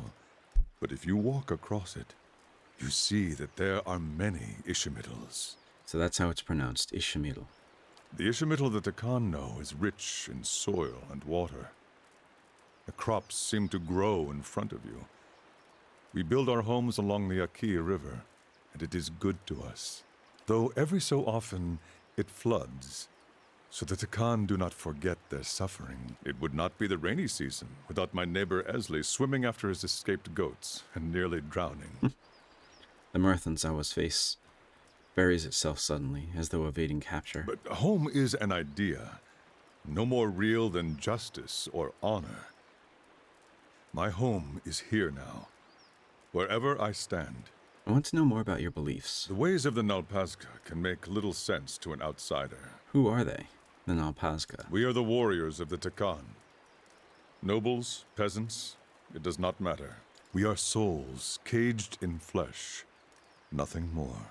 He knocks on his sternum. But it is one thing to say it, another to know it. So we train until we know it, or until we meet our ends. Saba regards you a moment. I give this answer because it is what you wanted, but the Nalpazga would say different. They would say that we are nothing at all. What do the Nalpazga seek? Zahua studies the horizon. He smiles as if a pleasant thought and does not look at you as he speaks. Perfection. He lets the word hang in the air a moment, as though it were an invocation. Look around you. The world is perfect. Every being, every moment, every death. He frowns and shakes his head. Rarely do we see this. We stumble through life, lost in distractions. I like this voice actor. Every practice of the Nalpazga is a reminder to stop stumbling, to know the perfection. How can you say the world is perfect? You think the world imperfect? Most would agree. Most would say the world is imperfect because we suffer. They imagine a world without suffering and dream of living there, and suffer all the more for it. Beneath Zawa's calm expression, a deep fervor begins to glow like fanned embers. This is their mistake. The world is perfect. It was created by a boundless wisdom. It is for us to learn why a perfect world requires that we suffer. It's fitting for a monk who needs wounds to do their special attacks and stuff. When we met, you said you were freeing yourself from vanity. Vanity is a snare that roots us to the ground. The way we see ourselves, the way others see us, these things are not real. They cannot be touched. The Nalpazga teachings reveal many such snares. Fear, pleasure, doubt, hatred. They hold us back if we let ourselves be caught. And what happens if you can avoid being caught? Then you see only what is truly there, and you suffer no longer. You become as a god, seeing things as they do.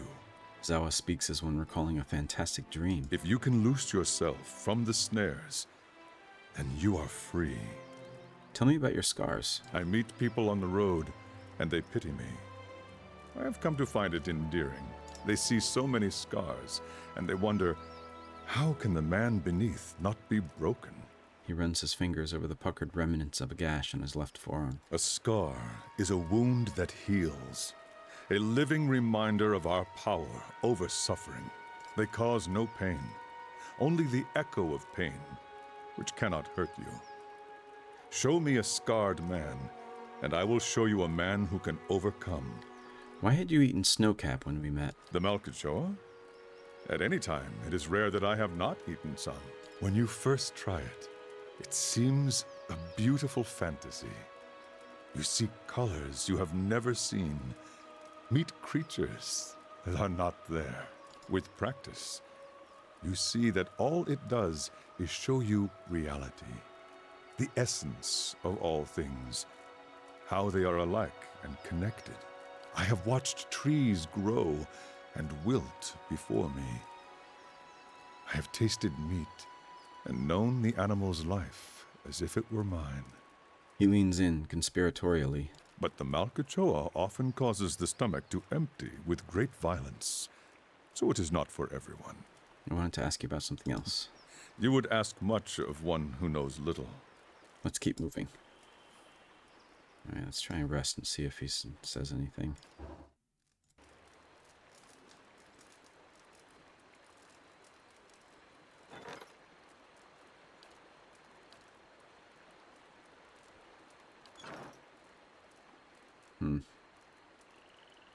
Zahua is ready. What do you need of Zahua? Maybe if I go to the White March?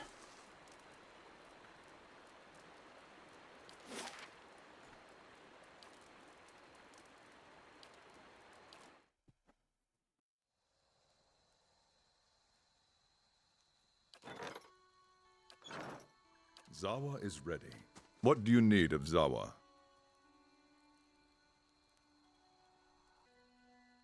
Alright, maybe I just have to keep asking him all those questions. Where did you learn how to fight? Most Takan have two choices. They can grow crops, or they can become Nalpazka warriors. I was the youngest of 5. A dreamer. The Nalpazka were always in my thoughts. They did not feel the same about me. 3 times I tried to join their ranks. 3 times I was refused. Why were you refused? All that time spent dreaming, and I had not thought to prepare. I was lazy, uncoordinated, overweight. If they had not refused me, what shame I might have brought to them. But they accepted you eventually. They had no choice. Our high priestess had a vision. Let me guess. Malkachoa? Malkachoa plus some other shit, knowing her. No one put on a better ceremony than she did. What did she see? She saw me as chieftain, leading a host of Nalpazka warriors to victory over our enemies, the Ketchmotl. The Ketchmotl. The last word twists his mouth as though he'd eaten something spoiled. Our last chieftain had died over the winter. A new one had not yet arisen from the Nalpazka. So the timing was right. The next day they brought me before Ishipilo, the great master of the Nalpazka, and I became his pupil. And this Ishipilo taught you everything you know now? I still trained with the other instructors, sparred and meditated with my Nalpazka brothers and sisters. I learned from all of them, but learning from Ishipilo was a chieftain's privilege. He knew the secrets that could grant mastery over reality, invincibility in combat. When a Nalpazka was deemed a worthy successor to a chieftain, greater than all his peers, Ishipilo would take him in, prepare him for the future. I would not be as I am now without his lessons. You said your teacher knew how to master reality. Did you learn his secrets? Zahua opens his mouth to speak, but only a slow exhalation escapes. He looks at you, frowning, and tries again. Not all of them. What was it your master never taught you? When I was brought to him, I knew how unworthy I was. But if he disapproved, he never showed it. In my shame, I gave him everything I had. He tutored me for 7 years, and in that time I became greater than the rest. Then the day came when he was to teach me the final secret of the Anitle. This is the unbeatable warrior all Takan chieftains must become to protect our people. Ishipilo never showed. I found him in his study, meditating, or perhaps staring off. I couldn't say. Master, I said, is it time for me to learn to be the Anitle? Not yet, he said. And that was all. Zahua's mouth barely moves as he speaks. He never gave me another lesson. A year later, he was dead of old age. They named me chieftain, anyway. You seem to have managed in spite of that. Have I? Someone else must have been able to teach you. At any time, two people know the secret of becoming the Anitle. The chieftain and the master of the Nalpazka. When Ishipilo died, the knowledge was lost to us forever. Maybe he was testing you? I thought so as well. I tried everything. Patience, rage, cleverness, acceptance. Not yet, he would say. Not yet. I want to ask you about something else. You would ask much of one who knows little. What happened after you became chieftain? Word of Ishipilo's death spread. Our enemies saw the opportunity. The Quechmatl chieftain came with gifts to honor my rule. But his real purpose was to look me in the eye, to know if Zahua might be beaten. I looked at him, and I imagined that I was the Anitle, free of all the worldly snares, that my master had taught me everything. His mouth tightens. When he turned to leave, I saw he wore a secret smile, and I knew I had failed. 3 days later, they attacked. They were many times greater than our numbers. They had been trying to conquer us for generations, and the Takan chieftain had always sent them running. The power of the Anitle. He shakes his head. In my heart, I knew we would lose, and it would be because I was not the Anitle. So I wonder if he blames the former chieftain, Ichipilo, for what happened here. What did you do? What we had always done. I gathered my Nalpazka warriors and led a charge into the belly of their army. The Nalpazka believed Zahua was the Anitle, and it gave them strength. For their sakes, for Takan, I believed it too. My mind found a place it had never reached before. I could see my enemies' moves before they made them. So I wonder if that's the power of the Anitle that he was able to actually summon when he needed it. I could see my own actions in front of me, the path to victory. I did as I saw, and the Quechmatl fell in heaps. And then the Quechmatl chieftain came to face me, and he knew Zahua was not the Anitle. When I saw him, I knew it too. I hesitated. My enemies fell upon me. One by one, the Nalpazka were defeated, and Takan was conquered. What became of your people? Zahua takes a slow breath. Of the men, they made slaves. Of the women, they made wives. Their way is to absorb the conquered, make them forget themselves. If Quechmatl defeated you, how did you survive? They take you alive if you are a chieftain. They break your body and your spirit. Then they show you to their people, and to yours, broken. After that, they cut off your head so that they may drink your soul from it. He flicks his fingertips casually across his throat. But you got out of it? Oh no, they did all of those things to me. They flayed me until my screams became whispers, until I no longer knew who I was, and my only hope was to die soon. But they didn't stop, and that was their mistake. In my lowest moment, I released my grip on many worldly things I had come to embrace since my master's death. The pain made the world clear again. They brought me out to be executed, not knowing any better. They swung the machete down upon my neck, but it would not cleave. He mimes the interrupted swing. Each hack of the knife brought great pain, and the pain showed me glimpses of pure truth. For a moment at a time, I was the Anitle. So, at the beginning of this battle, when the Quechmatl attacked, when I said that it seemed like he was able to summon the power of the Anitle when he needed it most. That didn't actually happen, although his people believed it, until he himself didn't believe it. And then that's when they fell. Here, when he was supposed to be executed, it seems to have come back to him because of the pain that had been inflicted on him. I broke my bonds by seeing beyond them. I slew my executioner by knowing I would slay him.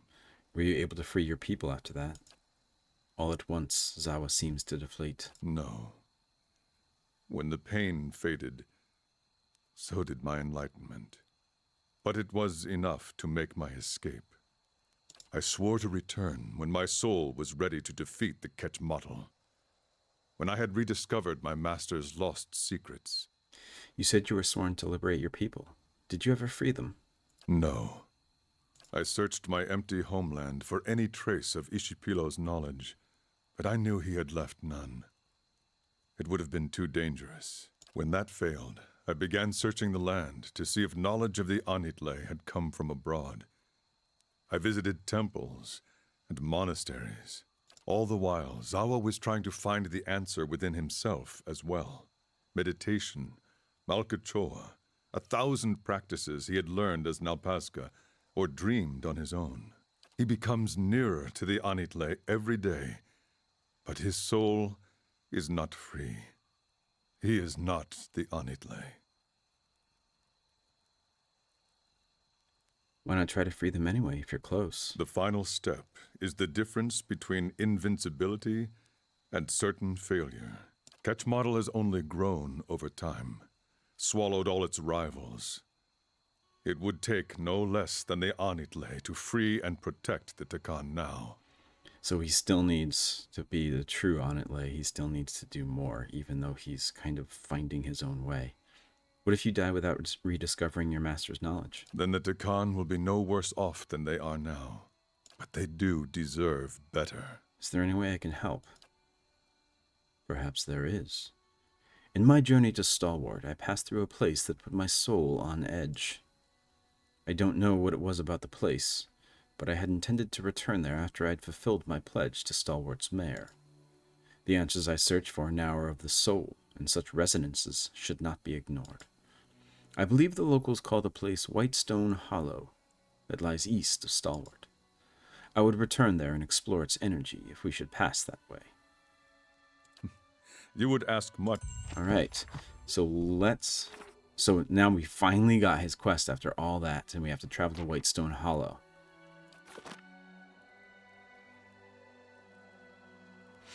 And there's probably going to be fights here. He's just fighting with his fists. That should be fine.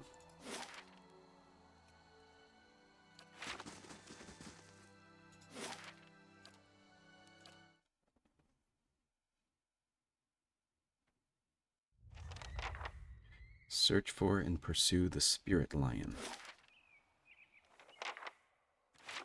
All right, then.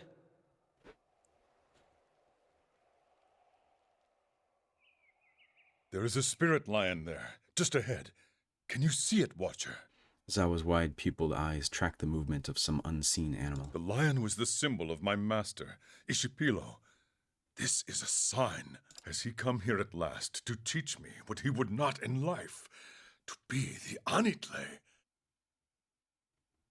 What do you propose we do? I have some herbs prepared, Malkachoa, plus some things I've been saving. We should eat them so we can meet with the lion in its world. It would be my honor if you would come with me on this journey. A watcher may see things that I cannot. Very well.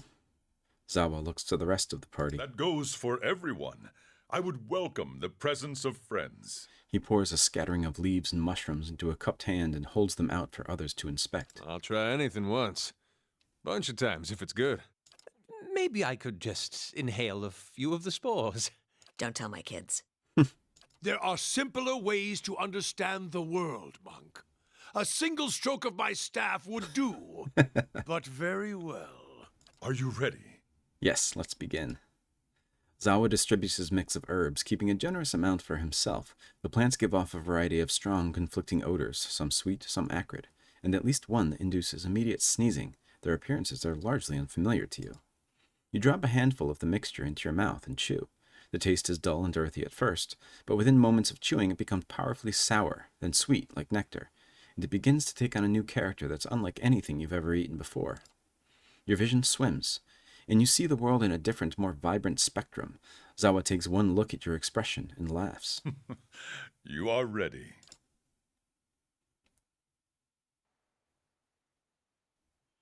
All right, so we are in some kind of drugged-up dream world now. Do not let the lion escape us! Is that flower singing? No. Stay focused, Zahua. A lone spirit hovers back and forth, agitated, muttering. I can learn from them. From their mistakes, their failures have revealed the path to me, and I am very close. The spirit points to a scattered collection of maimed and contorted bodies distributed round the stone pedestal. Something odd registers in your mind about the corpses, and then the realization dawns. They all appear to belong to the same person.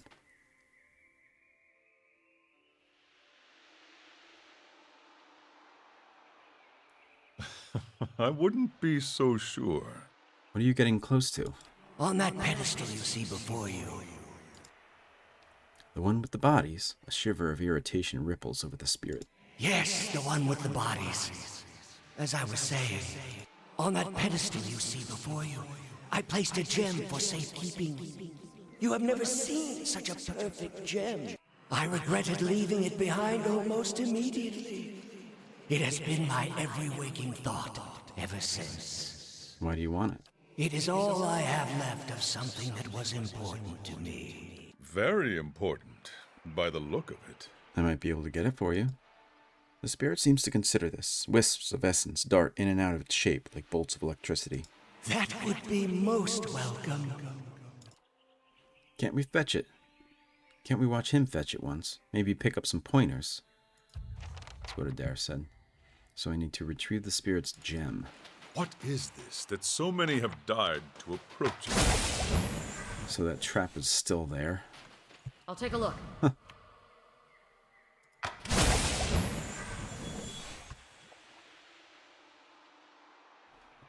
I can't see anything.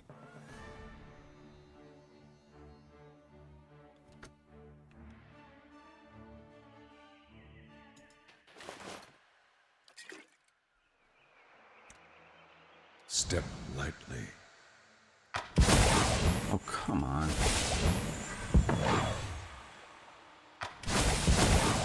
Why can't I see these traps?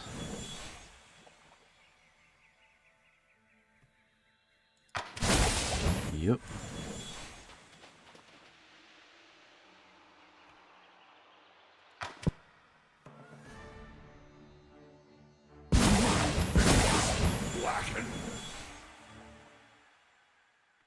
These seem to be weak traps. This is the sentimental gem. This gem appears at first to be this strikingly beautiful, yet upon further examination there seems to be nothing special about it. I've recovered the gem from the pedestal.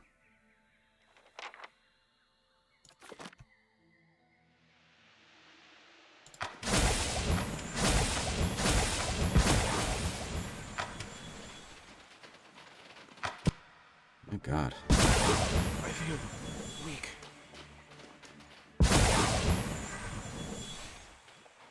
Were you able to retrieve the gem? Yes, I have it here. The spirit pulses excitedly with light and warmth. This is a great relief. Give it here. The spirit extends claw-like translucent hands towards you, cupped together, and when you let the gem drop, it passes through the spirit's hand and lands on the ground. Ah, clumsy. No need to worry, I've got it now. The spirit crouches to pick up the gem. It scoops at the gem, but can't make contact with it. It does so over and over. This is a snare my master never told me of. How great, how subtle the hold of the past upon us. Let's keep moving. Zahua nods. An old shaman hunches over a translucent table. Paint is streaked on either side of her eyes like flames. She casts an assortment of strange objects onto the table, a finger bone, a stelgar tooth, a turtle shell, a few stones painted with symbols. She studies them over and over with disbelieving eyes. At last, she looks up. There is no mistake. The portents do not lie. Zahua, you will be our chieftain. You will succeed Ishapilo and lead us to victory over the Kechmata. I will tell Ishapilo that he must accept you. The path must be cleared for your reign.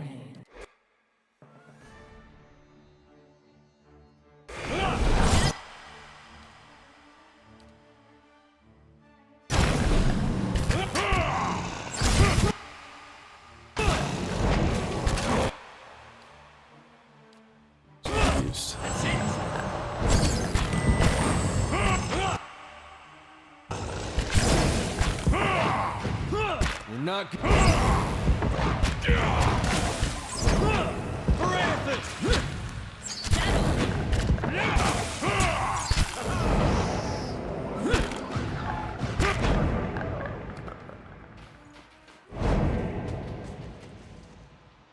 Still breathing heavily, Zahua appears deep in thought. He notices your The glance. shaman's vision always stayed with me. After my master had passed, even after the Takan were conquered, I thought of what the shaman had said and held on to hope. But I wonder if it did not also make me proud and foolhardy. If I ignored my own defeat because I did not believe it possible. The Takan aren't defeated. The Takan aren't defeated yet. You're still here. Zahua has done his people no favors as chieftain, and the Kechmata would mock your words. But what you say is true, nevertheless.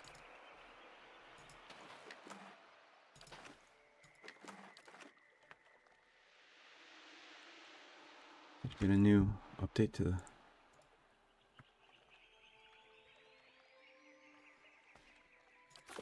Okay.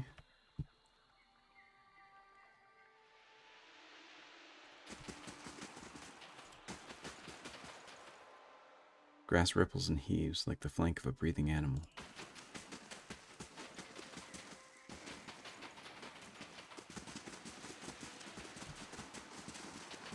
There! I see it!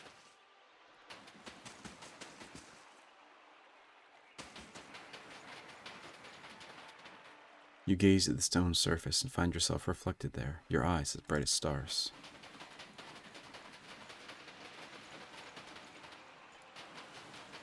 I think I've read all those.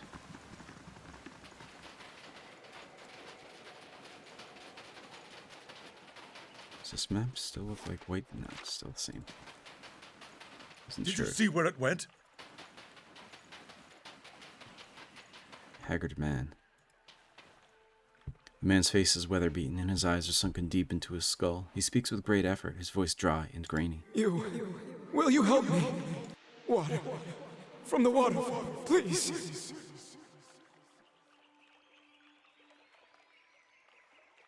Why from the waterfall, not the pond? The man shakes his head sadly. It appears to be the same in every way, but alas, it only makes my thirst greater. Only water from the waterfall will do. I wish it were not so. I can carry you over to the waterfall, then you can drink from the source. I have tried, but the water eludes me. I open my mouth, and it falls only on either side. I place cupped hands beneath and pull them out dry. Only the first time was I able to taste it. Never have I tasted anything so pure. Ever since, I have not been able to bring myself to leave. I wish only to taste it once more. That would be enough. Let's see what can be done. He nods in thanks and offers you a water skin lying behind him, beside him. Need this to collect the water. I will be forever grateful.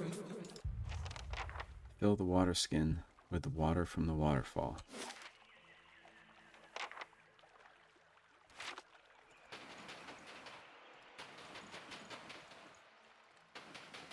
Still haven't found the spirit lion.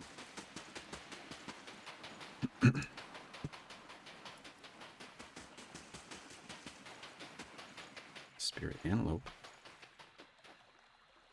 An antelope stands gingerly on the muddy grass. Its fur is matted and stained dark with a deep oozing gash in its left haunch. Have you come here to eat me? We are not here to eat you, but you are easy prey. Is there nowhere you can hide? The beasts of this place would catch my scent. I would not get far. But there may be a way I could be protected. A great tree grows to the north, whose sap has an odor that is repellent to predators. If you could draw this sap and rub it into my coat, I would be safe. I could heal and return to my herd. Where's this tree? To the north, beside a cave. You will not find a larger tree in the forest. Farewell. Galwain speed your steps. Okay, so get some water from the waterfall and then some sap from that tree.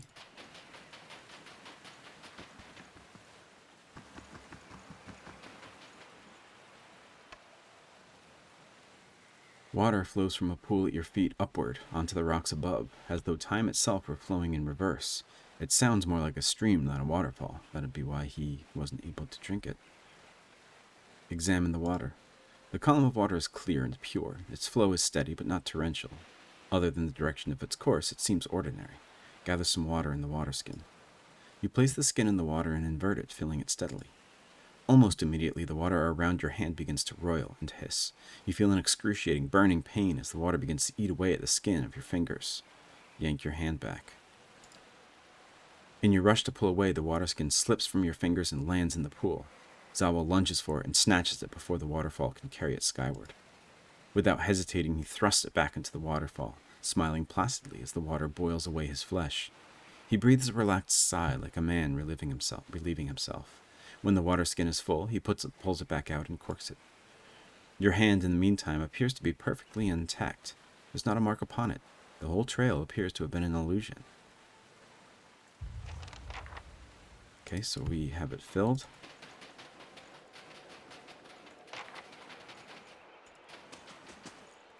And here's the tree.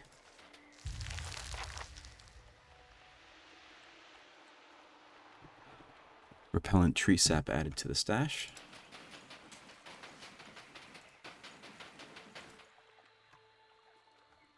Have you had any success? Give the water. We were able to capture some water, yes. Wonderful! I've waited so long. His fingers tremble with excitement as he closes his hand around the stopper and slowly twists it. The stopper comes free suddenly and flies from his hands, propelled by a violent burst of steam. Oh no. He upends the water skin, holding it above his lips, but not a single droplet falls. He shakes it, twists it, squeezes it, all to no avail. The water is gone. Given his history, I am surprised he had not foreseen this possibility. He longs not for the water, but for the experience of first tasting it. He is bound for disappointment. His suffering is very pretty, yet it feels empty. What value does it have if he refuses to learn from it? Can he not see that he seeks something that can never be recovered? Ishapilo sits meditating. He opens his eyes and looks at Zahua. Hello, pupil. You come to me with a question, do you not? He coughs, dry as desert sand. Zahua stares at him, his mouth quivering faintly. Yes, Ishapilo. I have sought your wisdom across many lands, over many years. Are you here to grant it to me? Yes, pupil. I am here for you. Zahua nods, draws a deep breath. Our people are captives of the Ketchmotl. I need to know the secrets of the Anitle. Of course. The answer has been with you the whole time, pupil. You are blind not to... Ishapilo breaks down into a coughing fit. As he coughs harder, granules of dust fly from his mouth in plumes. Master, please, I cannot hear you. Zahua steadies him by the shoulders, but Ishapilo's cough only worsens. Dust pours from his lips by the mouthful. Answer me! Zahua's hands tighten around Ishapilo's frail body. He shakes Ishapilo, but the coughing continues. He shakes him again, and in Zahua's hands, Ishapilo turns to dust. It scatters instantly to the winds. Zahua looks at the dust in his hands, holding them cupped as if to preserve some vital piece of his master's wisdom. Despite his best efforts, the wind carries off the remains, leaving him with nothing. He frowns. Even after his death, I have always felt that when the time was right, Ishapilo would find a way to teach me his secret. And yet here we are on his trail, and his knowledge is no less a mystery to me. Is this what I am meant to see? That his teachings will always be beyond me? We aren't done here yet. There must be something more worth learning here. Yes. This is but a piece of the whole. There must be more to be revealed. Alright. Gotta find the deer now. Antelope, maybe.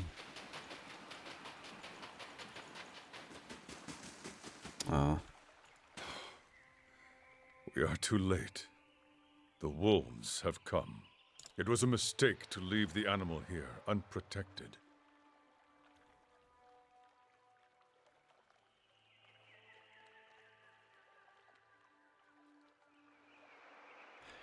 We might have protected it for a while longer. We should not have left it. Perhaps you are right, but it is something we will never know for certain. In the end, though, the wolves would have come. They can smell weakness from great distances. We may have been bound for failure from the start. So, lessons we've learned so far.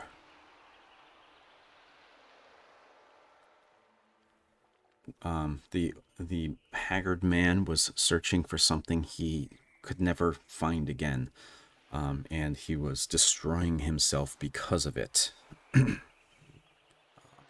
He thought he just wanted that water, the taste of the water, but he really wanted the first experience of tasting that water again. From deer, we have learned that we can't always protect things that are weak. An unusually tall man with a brown leathery skin and regal carriage bows to Zahua. Chief Aurelia, why are you here? I come on behalf of the Ketchmodel to pay you tribute, great chieftain. Tendons bulge at the sides of Zahua's neck, and his fists are clenched. For the first time since you met him, he appears on the brink of losing control.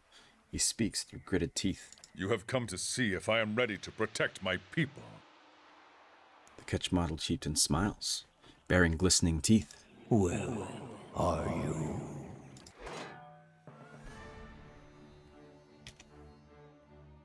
Alright, so we're being attacked by a vision of chieftain Aliyah, who turns into a wolf, it looks like.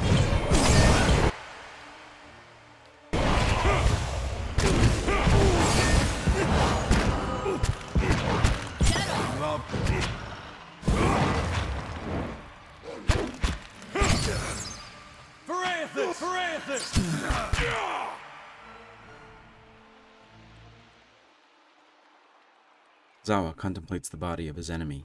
When the Ketchmodel chieftain saw me, he knew I was not prepared to resist him. If I had been more convincing, I have always believed they would not have attacked. It's impossible to know. It may be, but I believe I was mistaken. This was the life of the Takan. We lived knowing that one day the wolves would come. And finally, the day came when we were wounded and could not escape them.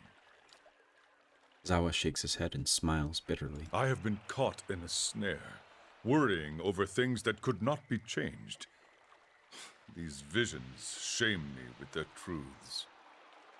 So all of the people that we met, it seems like it's kind of reflections of himself. Ishapilo never warned me of this, but I should have seen it sooner. I have become a slave to knowledge I will never learn. I have denied all my failures. Yet, I feel no different, no freer than I was. There is something I am missing, even now.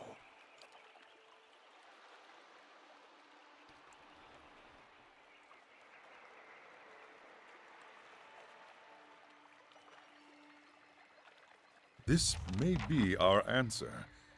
Let us see what has been uncovered. Seems to have just come right out of the lake.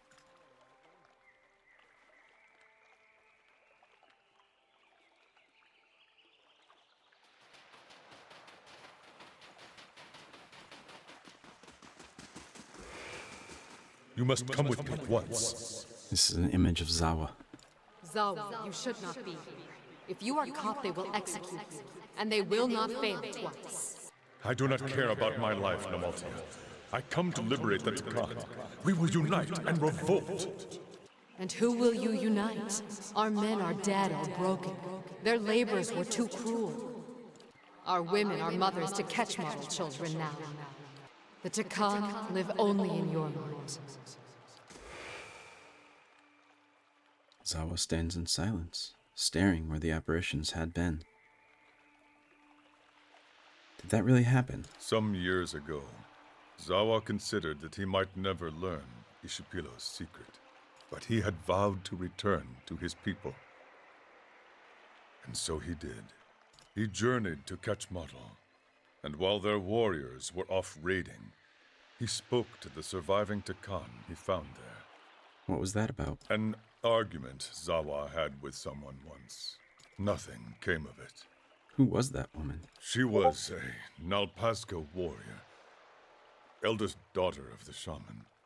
She would have been, the wife of the Takan chieftain, if the Takan had not fallen.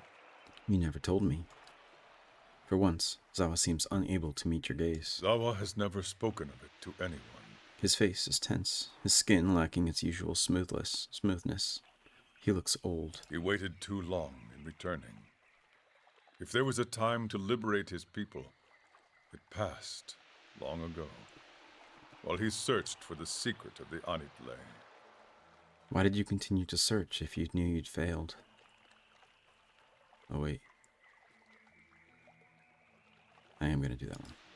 Zahua's quiet a moment. Ishipilo's knowledge was the one last thing of Takan that might have been recovered.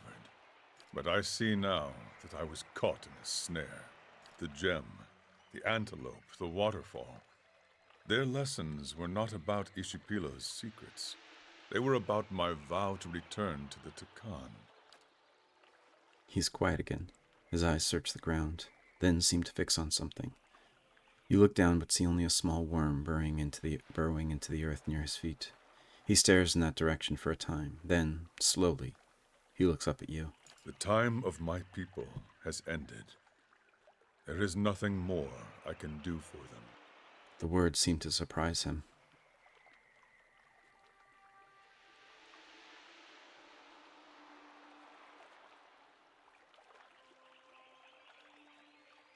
The culture of the Takan and their Nalpazca warriors still exists within you.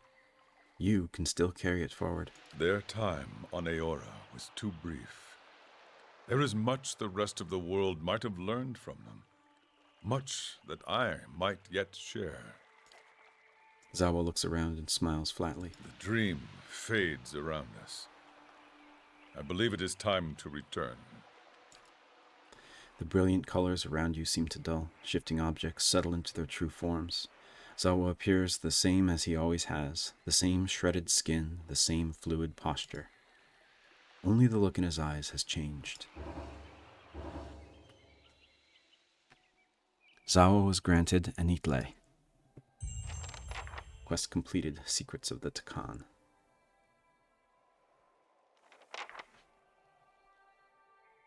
Grand adventure completed, so Pallegina is free now.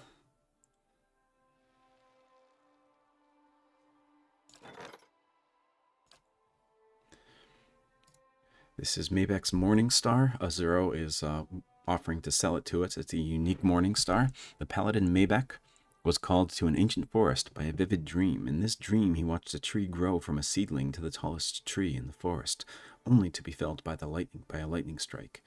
He saw himself placing his hand inside a hollow trunk and withdrawing a morning star of incomparable power. Maybach rode into the forest, following his memory of the dream, only to find the great tree completely intact. Far from civilization and armed only with his sword, Maybach nevertheless began to hack at the tree trunk. It took weeks, but he was eventually able to fell the tree. Again, however, Maybach was confounded. He found no hollow in the trunk, nor a weapon of any kind. Undaunted, he continued to hack at the trunk all the way to the tree's thick center ring, which he left intact. When he finished, He took the core of the tree and had it fashioned into the shaft of a morning star. He had his own blade, now as blunt as a wooden sword, melted down and reforged into the morning star's head. So powerful was Mabek's belief in the truth of his vision that the new weapon, though completely unremarkable in its materials, took on its master's zeal and became great in its own right. So we get an example of a soul kind of inhabiting a weapon here. Sure, I'll purchase it.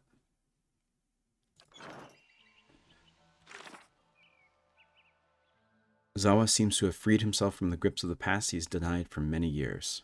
So the Takan are no longer, and he's kind of been hoping that he would be able to save them. But now he has come to realize that there is no saving the Takan. They are done. So that is it for Zahua's quest. Go back to Cadnua to get another character.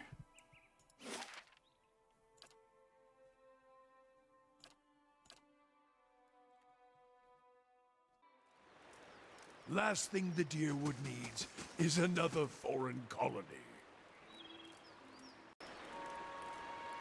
Okay, so time to continue quest with Maneha. You see I just leveled her. She is to level 16. This is her right here.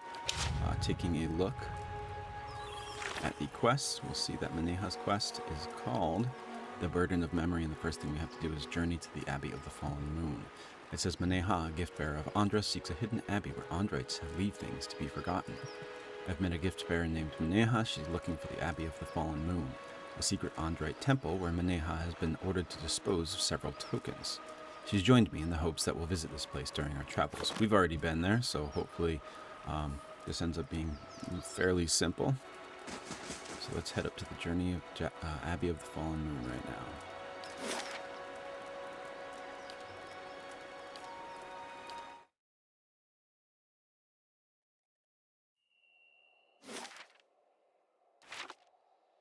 So, you said the eyeless came from the Abbey. I'd heard rumors of the eyeless, but I always thought that name was a metaphor. Though I would have called them Mace Hands of Doom, if anyone had asked me. Nod non-committally. So this is the mysterious army you've been dreaming about, huh? It's a wonder you're getting any sleep. That's why I came to the Abbey in the first place, to stop them. I'm regretting all of my decision-making up to this point. Still, I guess a suicidal plan is better than none. Something on your mind? Yeah, there's something I haven't told you. Her gaze traces a wide arc around you. Well, I don't normally talk about this, but you mentioned your awakening. She fidgets with a string of beads. That awakening would be when I became aware of the old soul that was in me. I guess I've had a similar problem. There's something I remember from a former life. Happened hundreds of years ago, but I remember it like it was yesterday. How did you remember it? Happened while I was fighting in Old Valia 20 years ago. My unit was camped out in the palace we'd just taken. The others were roasting the last of the Marchesos pigs in the feast hall. So I went to the wine cellars to fetch a few bottles. She works her fingers into a knot. I don't know how long she'd been hiding there, but there was this old woman. Must have been one of the servants. Her fingers curl into fists. She had this wild look in her eyes. I approached her and tried to tell her not to be afraid, that she was safe. Maneha holds out her hand, reliving the memory. She screamed and grabbed my arm. She closes her eyes. It felt like someone had hit me in the back of my head. I blacked out for a few minutes, and when I came to, she was gone. Go on. I took a few bottles up with me, feasted with the rest of the troops. But when I went to bunk, I had a dream. She shivers. Only it was more vivid than any dream I've ever had. I tasted the sweat on my lips, felt the jungle air on my skin, heard the cries. She stops and swallows, shaking her head. I want to take a look at this here. I thought that whole thing with the woman who grabbed her arm and everything, I thought that was part of her awakening, but it seems like that wasn't. I don't know how long I'd been hiding there. My unit was camped out. Okay, so they were fighting Old Valia. And when she went down to the basement or the cellar to get a few bottles of wine, she ran into an old woman who didn't say much but grabbed onto her, and that's when she had a dream. Okay, got it. What about the old woman? I asked the other troops. None of them had seen her. Anyway, I laid off the drink for several days, but I kept having the dream. After a few weeks, I thought a change of scenery might do me good. Since then, I've been a pirate in the Deadfire, a pilgrim in the White that Wends, an adventurer in the Living Lands, and a gift-bearer in Ashamadal. She gives you a rueful smile. So these places here, I think we've discussed all these places before. Deadfire is the Deadfire Archipelago, where we will play the second game. The White that Wends is actually where Bjarta is. It's a very harsh, unforgiving, frozen land. The Living Lands is kind of untamed lands with so many different ecosystems, and it is where Avowed will be taking place, which will be coming out. Right now it is New Year's Eve on 2023 for me, so Avowed is hopefully going to be coming out next year in 2024, but we'll see. And then finally, she was a gift bearer in Ashamadal, and the one thing I want to say about Ashamadal, I believe it's to the north of the Deerwood, maybe the northeast. But the one thing I do want to say about that is I know I pronounced this previously in the Lorethrough Ixamiddle. That's wrong. I kind of knew it was wrong when I said it, but I didn't know what was right, so I just did the best I could, but it's pronounced Ashamadal. What's this memory that you remembered that the old woman seemed to trigger? It was a war, centuries ago before Adderan unification. She folds her hands in front of herself. I was a soldier then. Led a campaign across the northern forests to subdue some of the outlying Kulklan villages. Brutal work.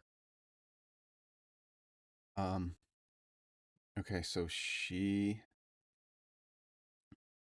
Oh, this is... Okay, so this is the memory here, where she was in Adderan... Looks like a Darren soldier. In the Kulklan villages, that is a reference to the Kulklan elves. The Adir Empire is kind of a alliance between the humans, the Adderan humans, and the Kulklan elves. And before that peace, relative peace, there was a lot of conflict and war. So this must have been before they unified. Actually, it was before they unified because it says before Adderan unification. So that's what she's talking about there.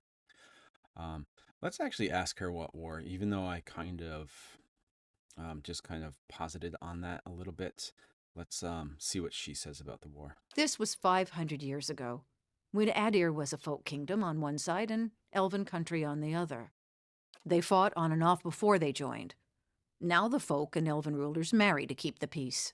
I've spoken about these marriages before. The Fairkunning, which is the first king, even though it's called the first king, it's whoever the king happens to be, believe that it's the same soul that inhabits this Fairkunning over and over and over again. And the elven ruler is the May Queen.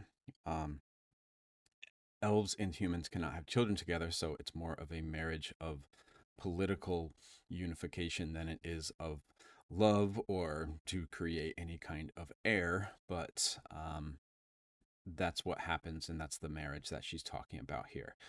Aloth actually talked about, I believe, his parents, I can't remember if it was his mother, had married an elf in this kind of political,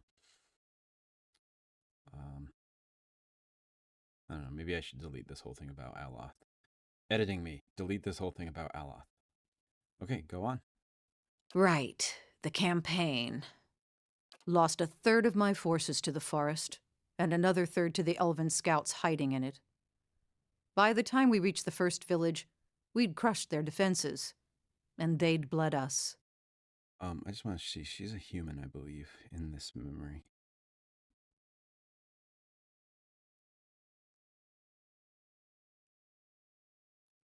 Yeah, I don't know if she's, when she says forces, I don't know if they're human forces or elven forces. Wasn't much more than children and the elderly left. but they spit on us when we marched into town. A scowl twists her face. Her eyes are cold. The village elders surrendered and offered us lodging in the old meeting hall. And when the sun set, they tried to burn it down around us. She closes her eyes. They barely got a flame going, but that wasn't the point.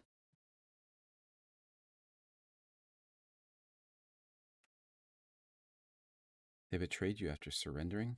Seems serious to me. And would that I'd had your principles. She swallows. In their defiance, I saw months more of pointless, bloody battle as we fought for the rest of the region. I had to break them.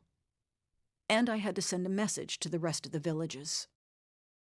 Her hands shake as she raises them to cover her face. So I nailed every last one of them to the trees around the town and left them there to die.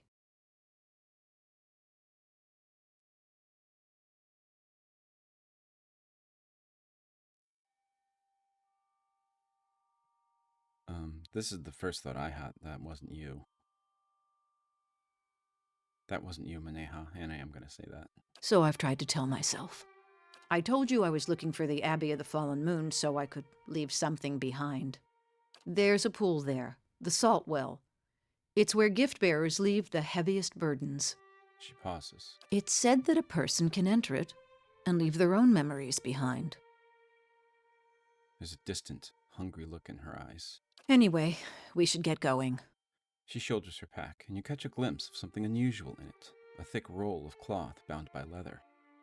What's that? Something I've been saving for better days. She tucks it away.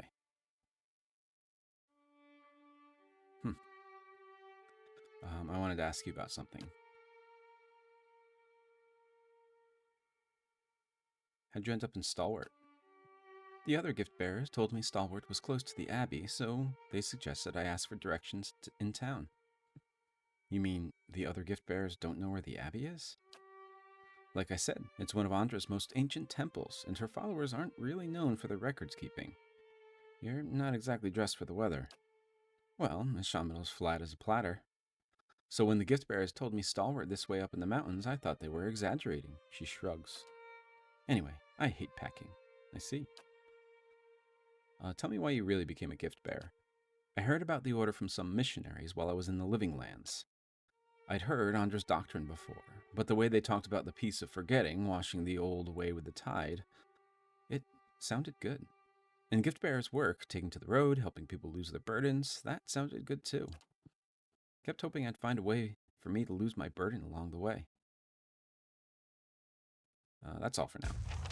Okay, so I need to, for Maneha, that she's seeking the Abbey to dispose of her own painful memory. The Abbey has a well in which the faithful can cleanse themselves of their pasts. I feel like I remember seeing something that I couldn't actually interact with in the Abbey of the Fallen Moon somewhere. So I'm gonna bet that's what it is, although I don't remember exactly what it was. I feel like there was some kind of crystal hanging. Hard to imagine a whole sect living out here. But I guess that's the point.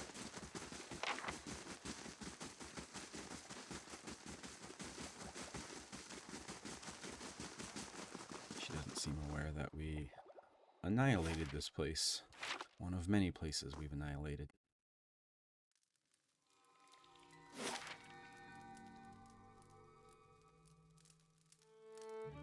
Right, maybe it's this pool of the anointed over here. Other than that, I think it's probably upstairs. Let's check this place out first.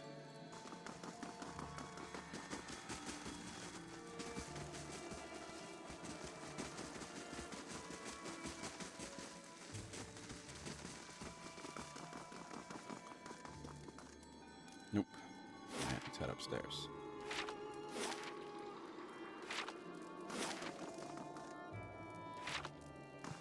Doing that thing again. Let me switch where I'm looking on the map.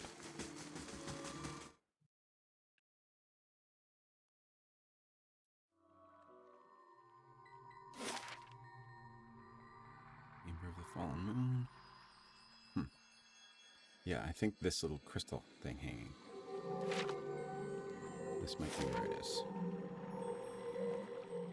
Let's see if I'm right. Smells like an ocean breeze. We've got to be close. Smells fresh. That can't be the salt well. Okay, guess I was wrong. Maybe the Vault of Forgotten Thoughts.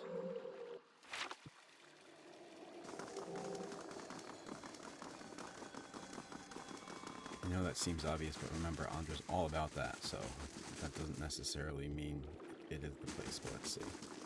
It's here. The salt well. In the room is a pool. It's small, but deep enough that you can't see the bottom. The glassy surface almost looks frozen. So does Maneha. She stands rooted in place, staring at it. You know, I thought it'd be bigger. Looks deep, anyway. Gift bearers say the heaviest regrets and greatest sorrows get left here. So it better be. She peers in. And I thought you'd be diving in by now. Maneha makes a little noise of frustration in the back of her throat. You know how when you've been thinking about something so long, you're worried that when you finally get it, it won't be what you expected? She tugs at one of her bracelets. I mean, for all we know, that thing's just filled with leeches. You're stalling. Don't remind me. You have a lot of options here. Let's see.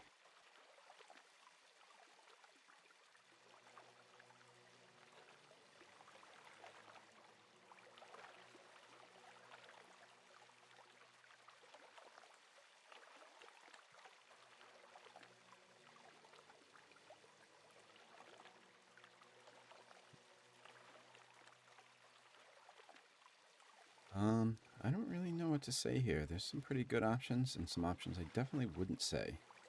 I don't think she was liable for the massacre. This memory of the massacre that shaped you, discarding it may change you more than you intend. That sounds nice, but I don't think that... I feel like that's ultimately meaningless. Because remember, she didn't have that memory before. She had lived a while without it, so... memories of penance for our misdeeds, definitely don't want to say that. What if your memory of the massacre has prevented you from committing a similar crime? That one might be okay. Your suffering helps no one. Forget the massacre so that you can have peace. The problem has never been your memory. It's part of your soul that led you to massacre those people.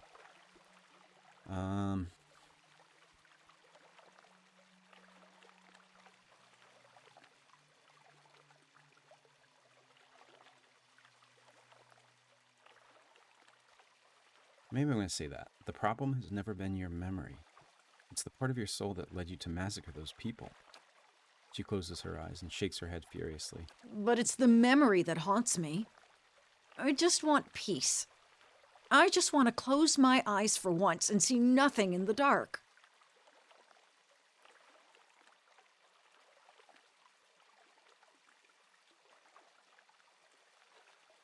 So I still have this option. What if your memory of the massacre has prevented you from committing a similar crime?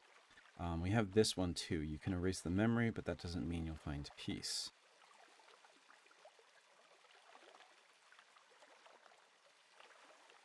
I'm going to say that. You can erase the memory, but that doesn't mean you'll find peace.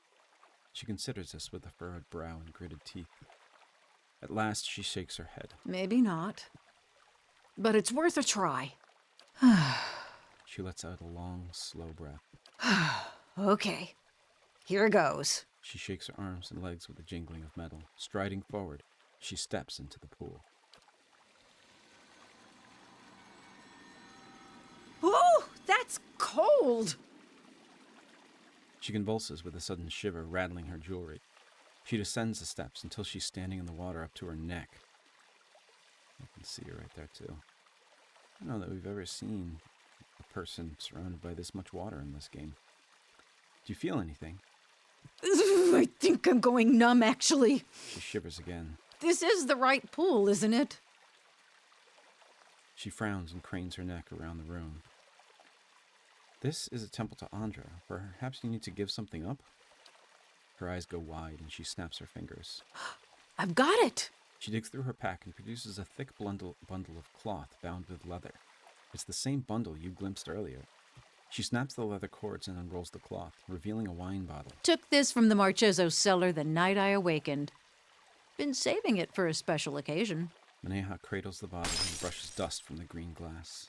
Heaving a sigh, she swings it by the neck and smashes it against the steps. Say nothing. Maneha drops the rest of the broken bottle into the pool, where it spirals into the depths. Meanwhile, the wine has formed a roiling, bloody cloud in the water. It spreads its long, swirling tendrils. You see that the water has turned red up here.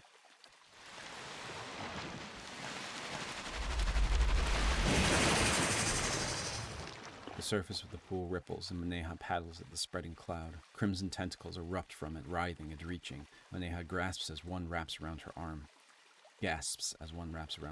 Stand back! Wait. Another wine-colored tentacle wraps around her head. She shouts as it pulls her under.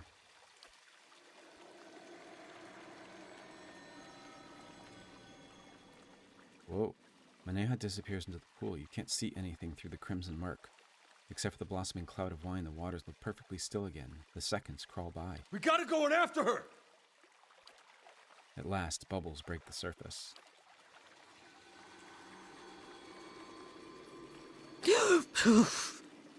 Maneha emerges, gasping and shivering. Her face is strangely slack, and her eyes are bloodshot. Are you all right? She thinks about this for a moment. She nods. Maneha climbs up the steps and out of the salt well. As she does, the reddish color dissipates from the water, leaving only the glassy, clear surface and the unfathomable depths below. What do you remember? She squints, thinking. Water pools at her feet. I remember running, but I don't remember what chased me. And I remember fear, but I don't remember what scared me. She looks back at the salt well. I gave something up, but I don't remember why. How do you feel? She tilts her head to one side and wiggles a finger in her ear until a spurt of water streams out. I'll feel better after a glass of wine. Something drips onto the floor. She holds her right arm up and looks at the trickle of blood running from a cut in her hand. She takes the folded cloth, the one she'd wrapped the wine bottle in, from the floor, and stanches the bleeding. Maneha was granted clean conscience. She jerks her head towards the exit. That was it? Let's see what it says here. We found the salt well and Maneha surrendered her painful past to Andra. It may be too early to understand how this truly affects her. So let's head back, and when we get to Cadnua, we'll take a rest. Maybe she'll have something to say about what happened to her there.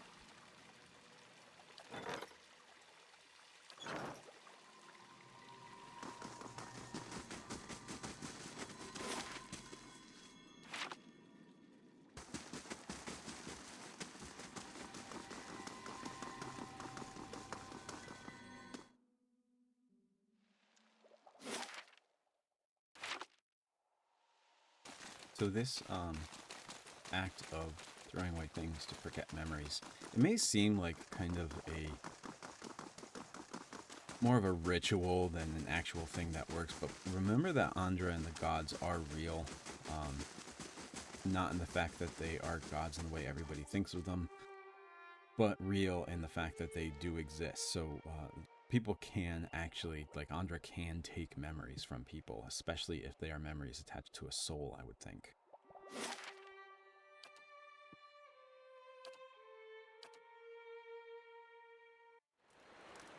Last thing the Deerwood needs is another foreign colony. Alright, let's take a rest.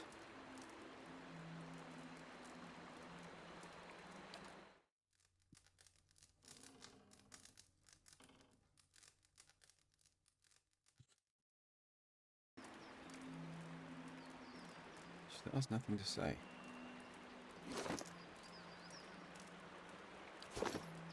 Uh-huh. How have you been doing since the salt well? She laughs. I know that look. You're worried I've lost more than a few bad dreams. It's strange, knowing my life's been shaped by something I don't remember. She tilts her head to one side, so she did forget this. But I finally feel I can look forward instead of back. She smiles at the thought. Now I just have to figure out what I'm looking forward to. That's all for now. Okay, I guess that's it. time to move on to the Devil of Caroc.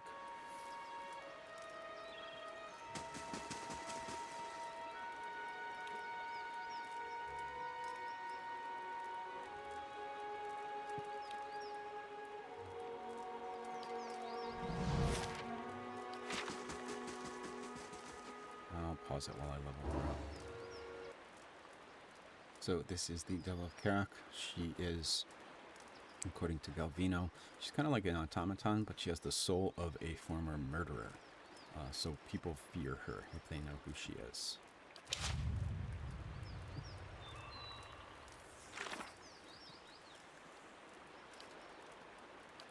And her quest is called The One That Got Away. I've met a strange new ally in the White March, a golem with the soul of a murderer. She asked to accompany me shortly after I met her and her master. Is this the first word?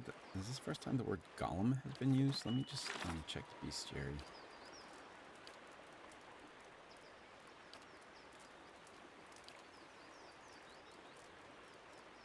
Yeah, I think it might be the first time the word golem has been used. So golem, basically a created thing that you somehow enchant with life. Of course. In no world do I imagine anybody watching this wouldn't have heard of Jacob Geller, but in the case that you haven't heard of Jacob Geller, he did an excellent video on the golem and the superhero, or maybe it's called the golem and the Jewish superhero. Super interesting, so go check that out at some point. Doesn't have anything to do with the Devil of Caroc per se, but just that the thought of her being a golem made me think of that. All right, so let's head to Stalwart. We have to go there first.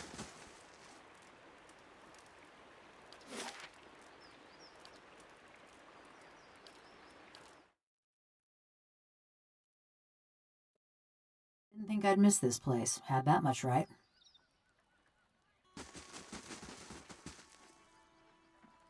So she wants to talk to us. And we heard her voice is kind of echoey, like her voice is coming from inside the metal skull or something like that, or the metal head. Village was a touch livelier when I saw it last. Ain't saying much, though. Her head swivels as she looks around. What do you remember about Stalwart? Bitter cold and a persistent odor of fish. And that were just the people. Why did you want to come back, anyway? Anything's better than Galvino's workshop. You ain't heard the old buzzard sing. She turns away again. Uh-huh. Been wondering about what you told Galvino. About seeing souls. All that watcher business true? She twists her torso to face you. Yes? Mayhap I'm looking for someone. Woodcutter by the name of Harmka. This doesn't have anything to do with Cold Morn, does it? I believe Cold Morn is the village where she was caught. Let's see. It sure does. Her fingers tighten into fists, the metal squealing and rattling. He was one of them. The mob that destroyed Cold Morn. I tracked him to Stalwart years ago, but got caught before I could finish my business. Dark, iridescent whorls appear and fade on her chest plate. Heat rebels from her metal carapace. You want me to help you murder someone? Oh, don't go all soft on me. He's had it coming. A note of cold fury buzzes within her. This man, Harmka. I saw him outside my house the night it burned, staring into the flames the way I seen you stare into souls. Her fists clench and loosen in a series of rapid, random movements. So, I forget what Cold Morn is, but it seems like Cold Morn was her home and it got raided and burned. And this man, Harmke, was someone who was at least partially responsible for that. And maybe that is why she became a murderer. I knew it were a fool's errand trying to hunt down every man and woman that carried a torch into Cold Morn. But She twists her head from side to side and holds up a hand, the delicately engraved palm empty, grasping at something. If I knew I got the one responsible for my kin and my hearth, I might could rest easy. How can you be so sure about this Harmke fellow? I took a good long look that night. Ours was a little place with a yellow door right on the edge of town. He was there. She nods slowly. Besides, I asked around when I first got to Stalwart. Townsfolk said that all the woodcutters in town took part in the purge. Point of pride for them. A small plume of heat rises from a seam in her skull. What does this have to do with me? I told you he was part of the mob. I spotted him watching my house when it burned. But when we find him, I want to know if he's the one responsible for my home, my parents, and my brothers and sister. One of her thumbs rubs absently at a scratch in her hand. I never thought I'd have the chance to know for sure. But you could look into his soul and find out. You being a watcher and all. Finding out might mean getting your hopes up. How would you feel about a solid hunch instead? I'll do what I can. Mighty fine of you. Mighty fine indeed. She nods again, her head bobbing along a drowsy cadence. Don't know where he dallies these days, but someone in Stalwart could tell us. People from little villages, they always know. The black marbles of her eyes scrape against their sockets as she looks at you. Galvina said you murdered several people before he transferred you. Effigy's eyes, that man loved to talk. Her eyes roll in their sockets. Tell me why you killed those people. If it's sane and logical reasoning you're wanting, you're gonna be disappointed. Ain't no sense in any of it. I've heard parts of your story from others. I'd rather hear the rest from you. A soft hissing noise comes from the bronze golem. You recognize it as a sigh. Mayhap you've heard of Coldmorn. Was a quiet, forgettable patch of the woods. Till a pack of rabid clodhoppers set it afire. The fingers of one hand twitch and click against one another in a pair of sudden, spastic motions. That was the start of the purges. Dear Woodens killing their own. You're upset. I'm using my perception there. A sudden burst of heat flares from her seams as her essence surges and boils. A farmer on the other side of the mountains woke up one day with his head all aflame and took it for the gibbering speech of his god. And so did a few thousand of his countrymen. So when he tired of Vorlus fields and marched west, a horde of armed Hicks followed. You're talking about Wideman and the Saints' War. Bunch of fool nonsense is what I'm talking about. But others have called it the same. If you know that much, then you've heard of Coldmorn. Ours was the village that let a few thousand of Widewind's troops pass through. You were from Coldmorn? When I heard what happened out there after the war, I couldn't believe my ears. Fine line between couldn't and wouldn't.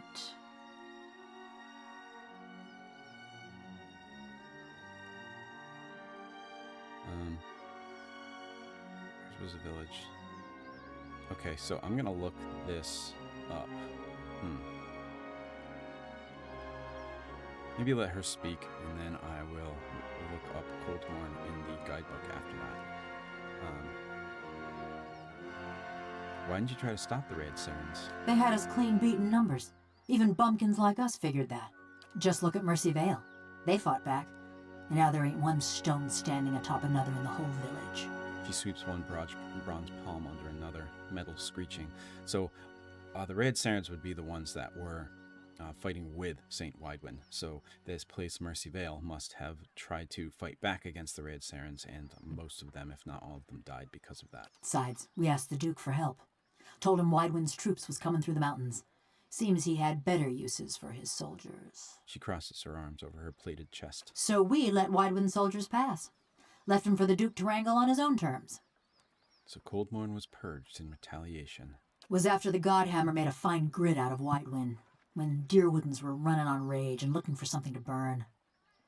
You catch glimmers and glints at her seams as razor-thin wires pull tight within her body. They came at dark. Hundreds of folk. Every one of them mourning someone lost in the war. A dry chuckle ticks in her throat. Must have decided it was our duty to escort their dead back to the wheel.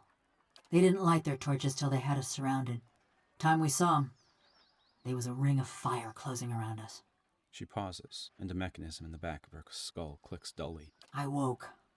Ran to the window. Whole village were a maze of flames. Couldn't see nothing for the smoke.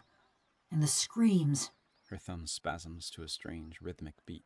Most ran for the streets. Got caught by the mob. Others hid, let their houses burn down around them.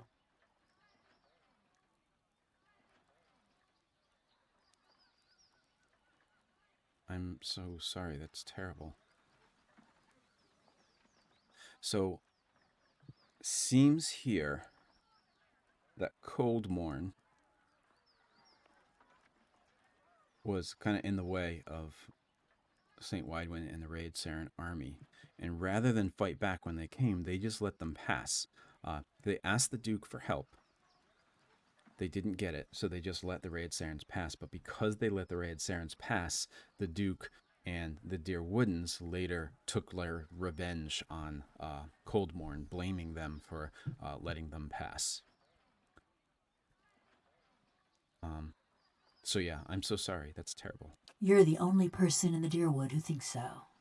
Me, I'm surprised the Duke didn't make our massacre a festival day. So what does that have to do with your crimes? Hunting down the men and women what took part. Thought that much was clear. Okay. But you only killed people who attacked Coldmourn, right? Sure. Her voice is flat and as expressionless as her face. You want me to tell you straight? I found the men and women what destroyed my village, and I burned their houses down around them. Sometimes they was alone, and sometimes they wasn't. So it seems like she is indiscriminate in her killings. She will kill whoever it takes to get to the people who are responsible for this.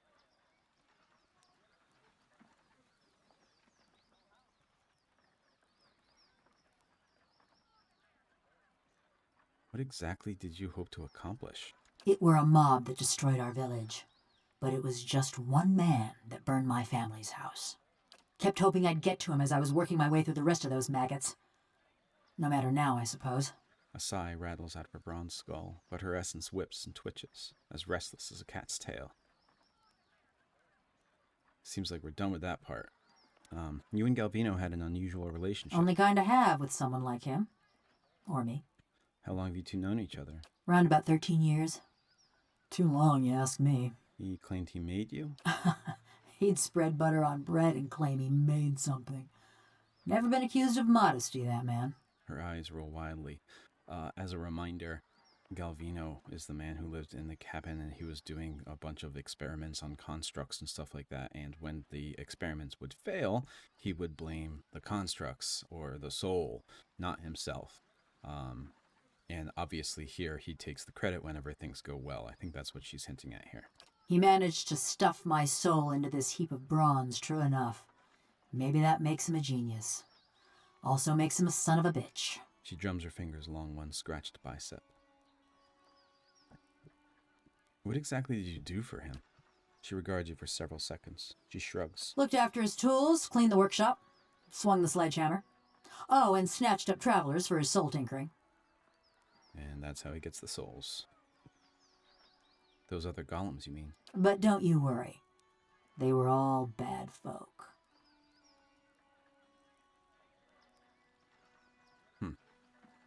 Thank you for telling me. Just so you know, you got a real professional working for you.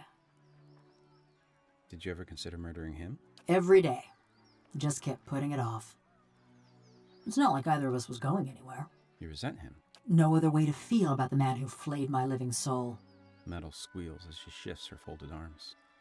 Let's talk about something else. Yeah, I've had enough of him too. About Durgan's battery. Just 'cause I made of metal don't mean I got any special fondness for smiths and forges. Murder, tracking, and the best materials for kindling. What was your Those life are more like? my area of expertise. What was your life like before the Saints' War? There weren't much to say about it. By my reckoning, that means it was pretty good.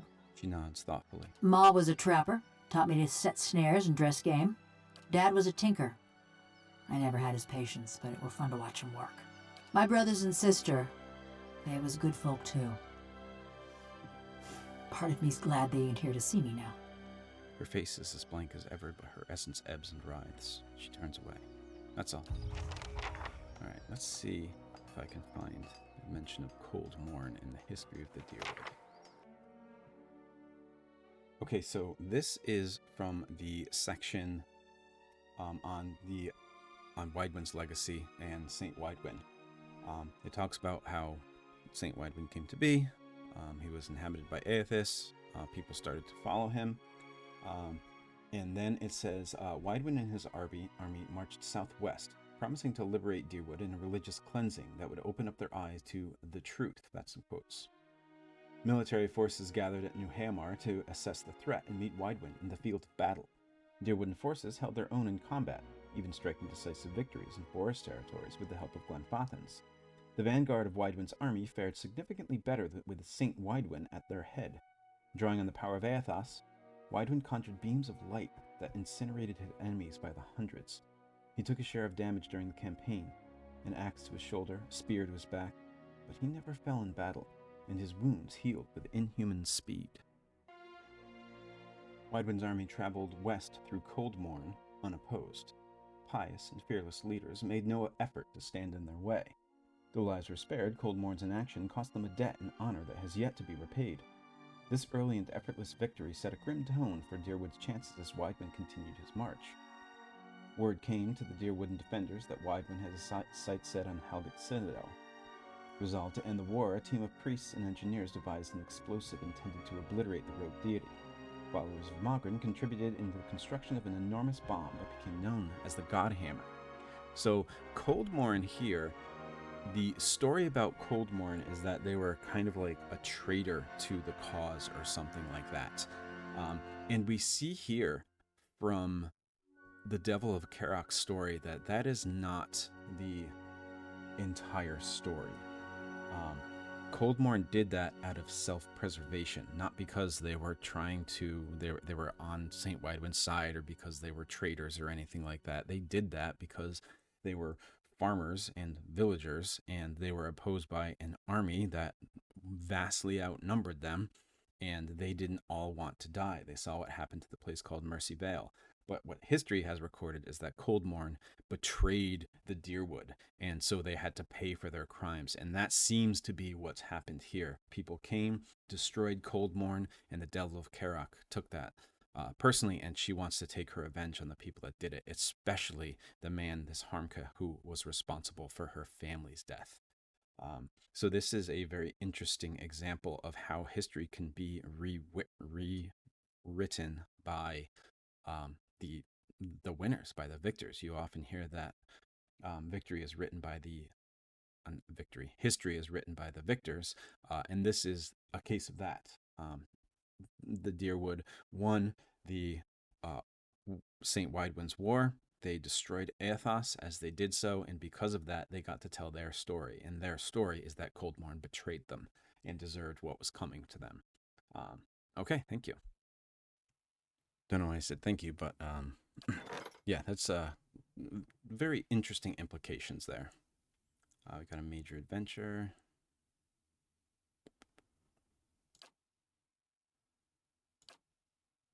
Go to our Palagina. Okay. All right, then. So, I want us to go.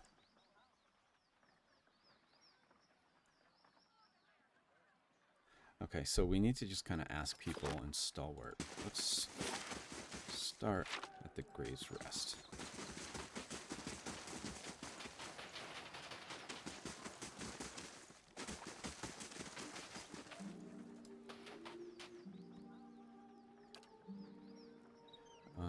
Should I go to the Grave Rest or should I go to Renegild?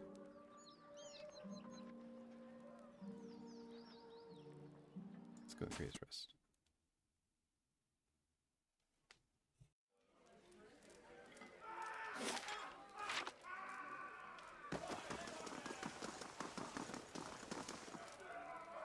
What happened to this villager that he's barely injured? Back to warm your hands, eh? What can I do for you? Do you know a man named Harmke? The woodcutter? Sure do. Head west from the village, then go north. If you see the frozen stream, you've gone too far. Usually works a stand of trees out in the russet wood, though he steps out from time to time. Well, what are we waiting for? Read a Valian mystery that started out like this. It ended badly. Oh, well. Okay, someone told me that Harmke is working in a clearing in the russet wood west of town.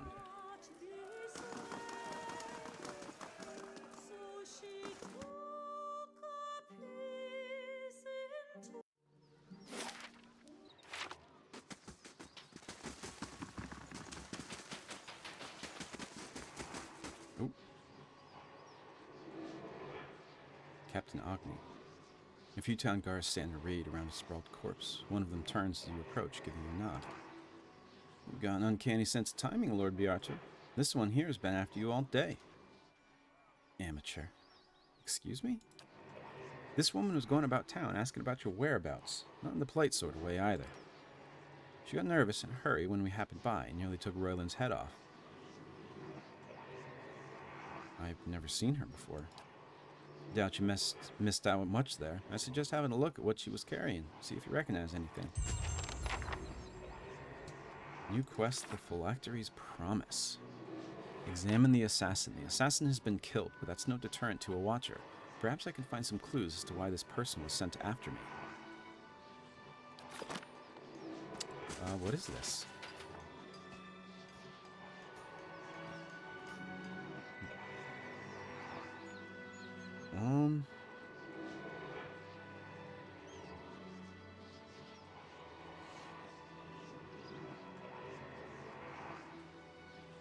Okay, so the phylactery, I believe, is talking about the thing that I got in the Siege of Cragholt from Consulhat. He was creating some kind of phylactery to keep him alive, basically. So this is not a character quest here. I'm going to hold off on this for now. And maybe this will be something I do. I've been planning after I get all the characters to also get a new ending. So maybe I'll do this in that video there. I'm going to do a save real quick, just make sure that it's still there after I leave. I'm sure it will be.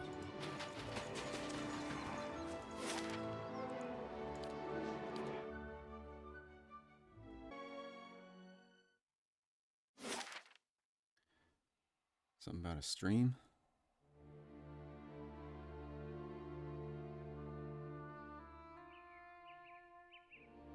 Woodcutter's Grove, that sounds right.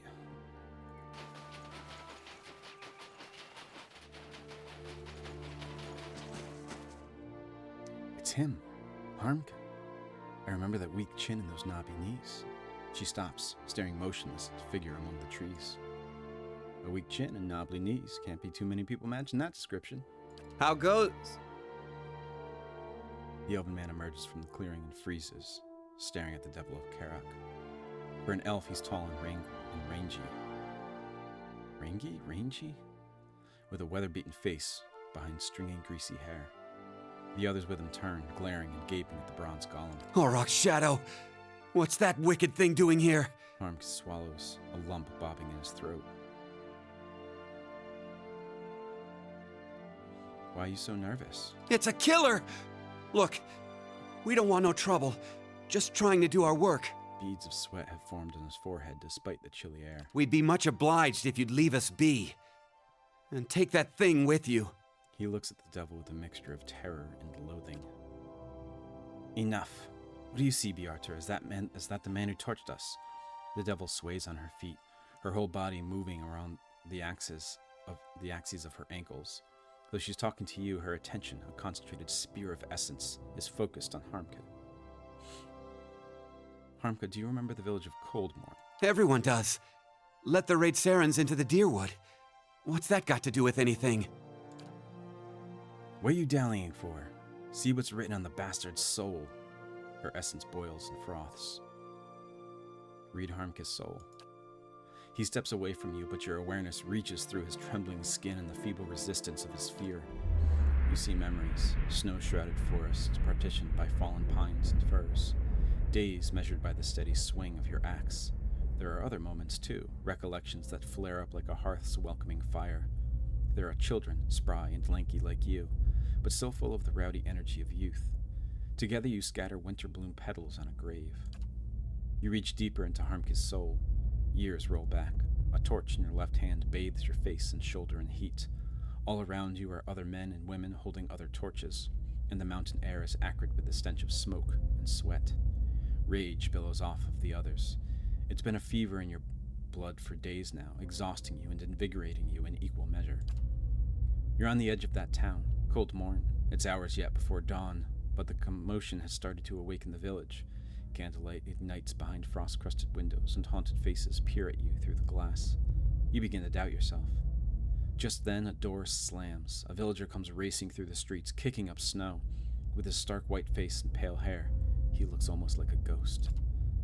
The line of torchbearers ripples as he gets closer. He picks up speed, but nobody moves towards him.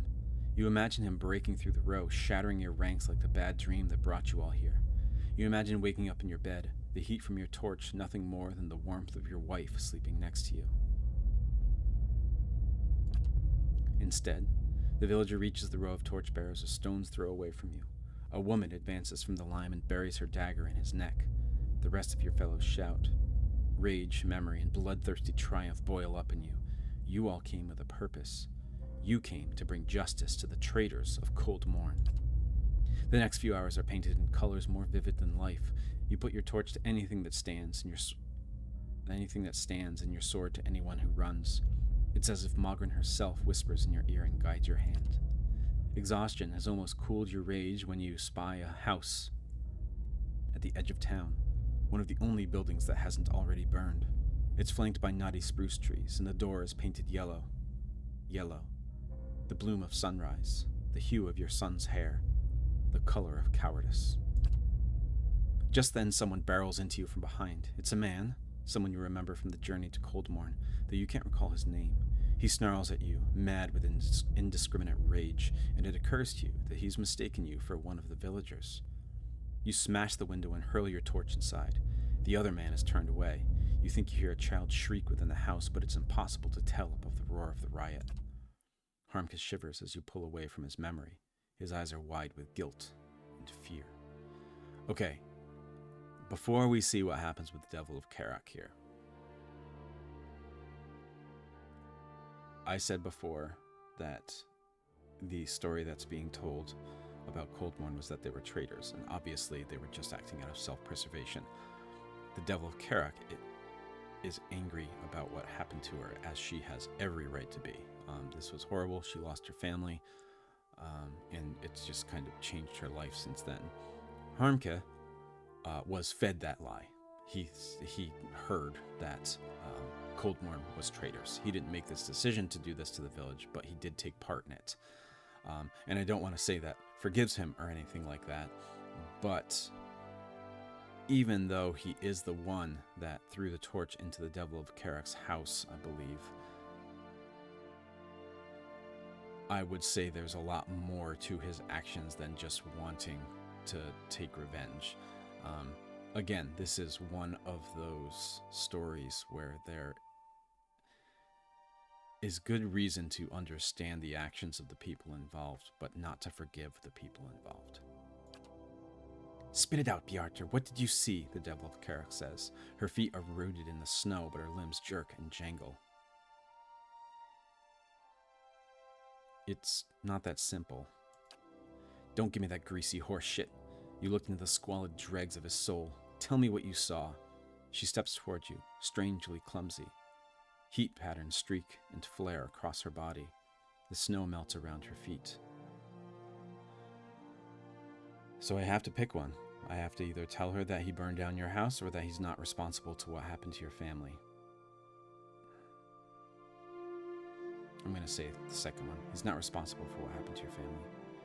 Because it seemed like he threw the torch to prove to that other person. He did march on Coldmorn, though. I don't know. I'm still going to say this. He's not responsible for what happened to your family. But I remember him. How can you be sure? Her fists clang down into her knees. I looked into his soul. As she looks from Harmka back to you, a despairing groan rises out of her throat. Questions bubble and burst in her essence. Finally, the heat patterns fade from her chest plate and her body surrenders as tension.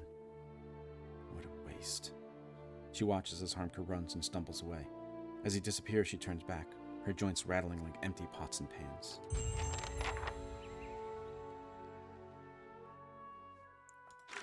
So it says, I looked into Harmka's soul and saw his reluctance to burn the Devil of Caroc's house. I decided that he wasn't ultimately responsible and told her as much. She let him go. And she wants to talk to me now. Almost 15 years I've been looking for him. She stares ahead as you approach, the ink-black marbles of her eyes fixed on some distant point.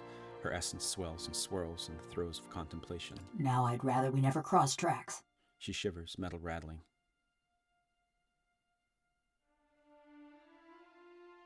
You spared him. You should feel good about that. Good?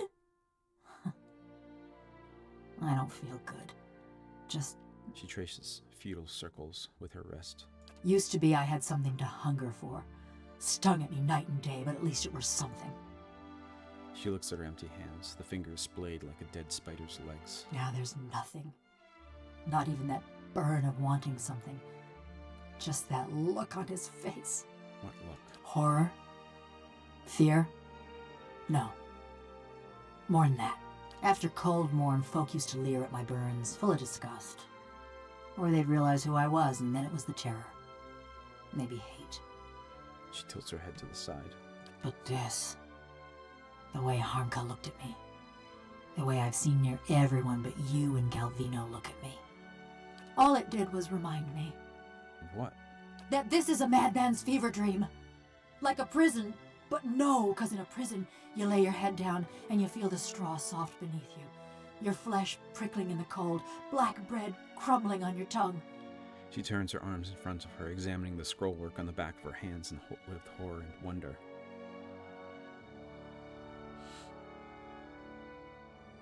So it seems like she's realizing here that she is basically this devil that everybody has painted her to be. And before, she kind of reveled in that because she thought she was on this holy quest for revenge. But now she's realizing that she actually is this thing. And when people look at her that way, it's because of the things she's done, not because of what happens to her.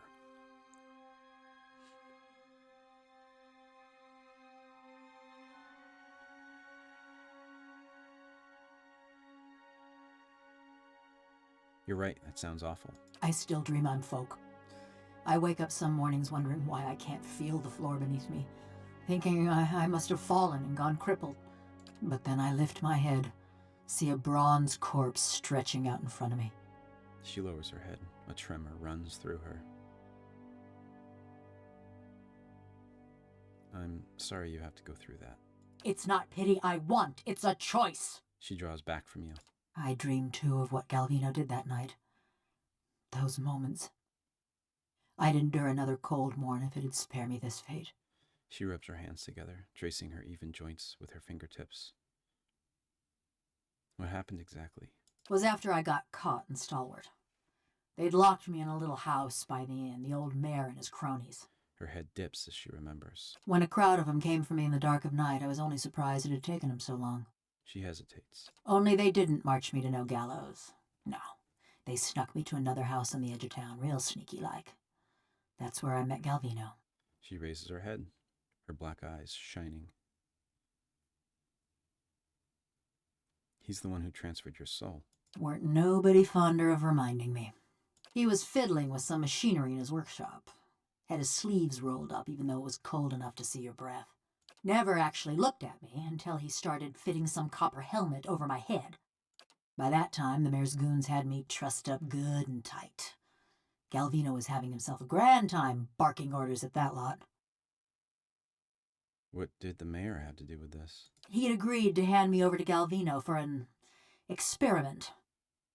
She waves her hands at the word, metal flashing. Claimed it was a fair punishment, but the townfolk weren't too pleased at being denied their stone pitching. She crosses her arms, nodding. Didn't help that they heard the jangle of copper in that deal. In the end, that's what sent Galvino and the old mayor packing. I see. So while Galvino's fastening that helmet over my head and them copper bands around my arms, I'm starting to look at his contraption. And that's when I see it. Her black eyes are fixed on some indefinable point. Her essence dims. It's this metal suit strapped into the machine, just like me. A cold, dead-eyed thing, all done up with fancy carvings and such. She shivers, her joints chittering.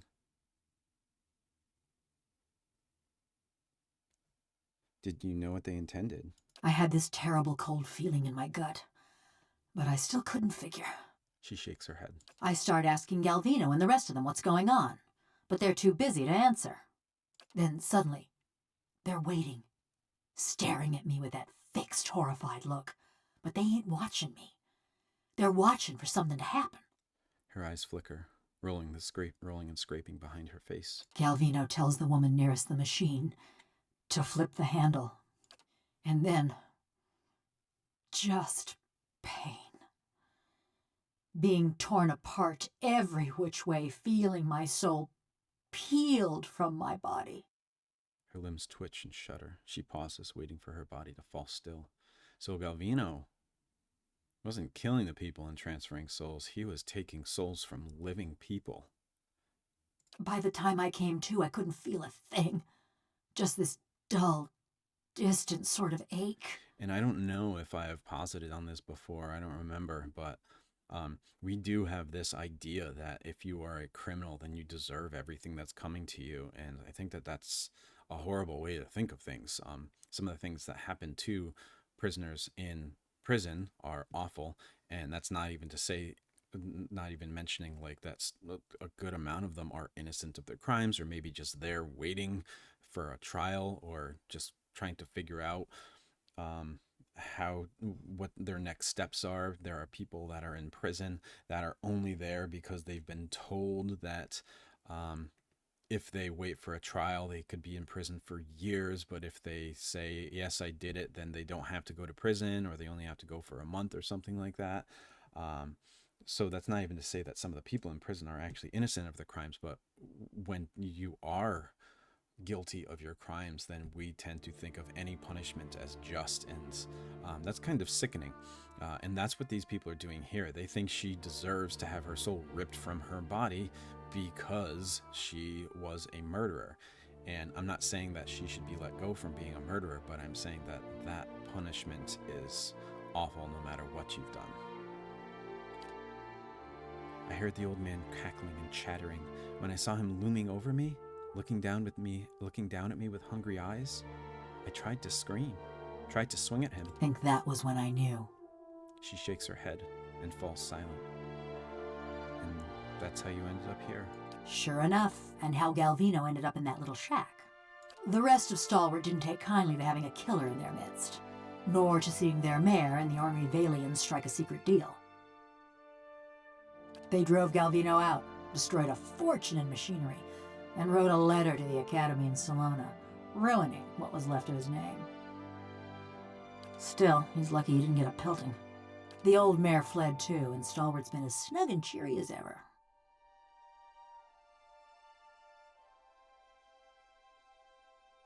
Now that we've dealt with Harmka, why have you stuck around? You're better company than Galvino.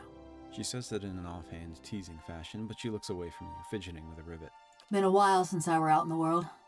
Guess I'm keen on seeing more of it. Even if I'm stuck with a bleeding heart. Referring to me. Anyways, I've been wondering about that fortress. She looks away again, flexing a wrist joint. About the secrets of the dwarves, perhaps. She's quiet, fixated in her squeaking joint. Near everyone thought it'd have just the thing they need.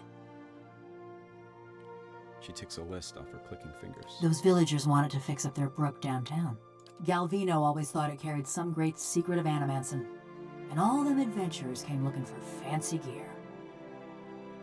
What were you hoping to find? I don't know. Something to help me feel. Or forget. Effigy's eyes, maybe just something new. The tips of her metal fingers clack together. I just figured, with those dwarves being expert smiths and all, maybe they had something to unmake me. Put me back into my body.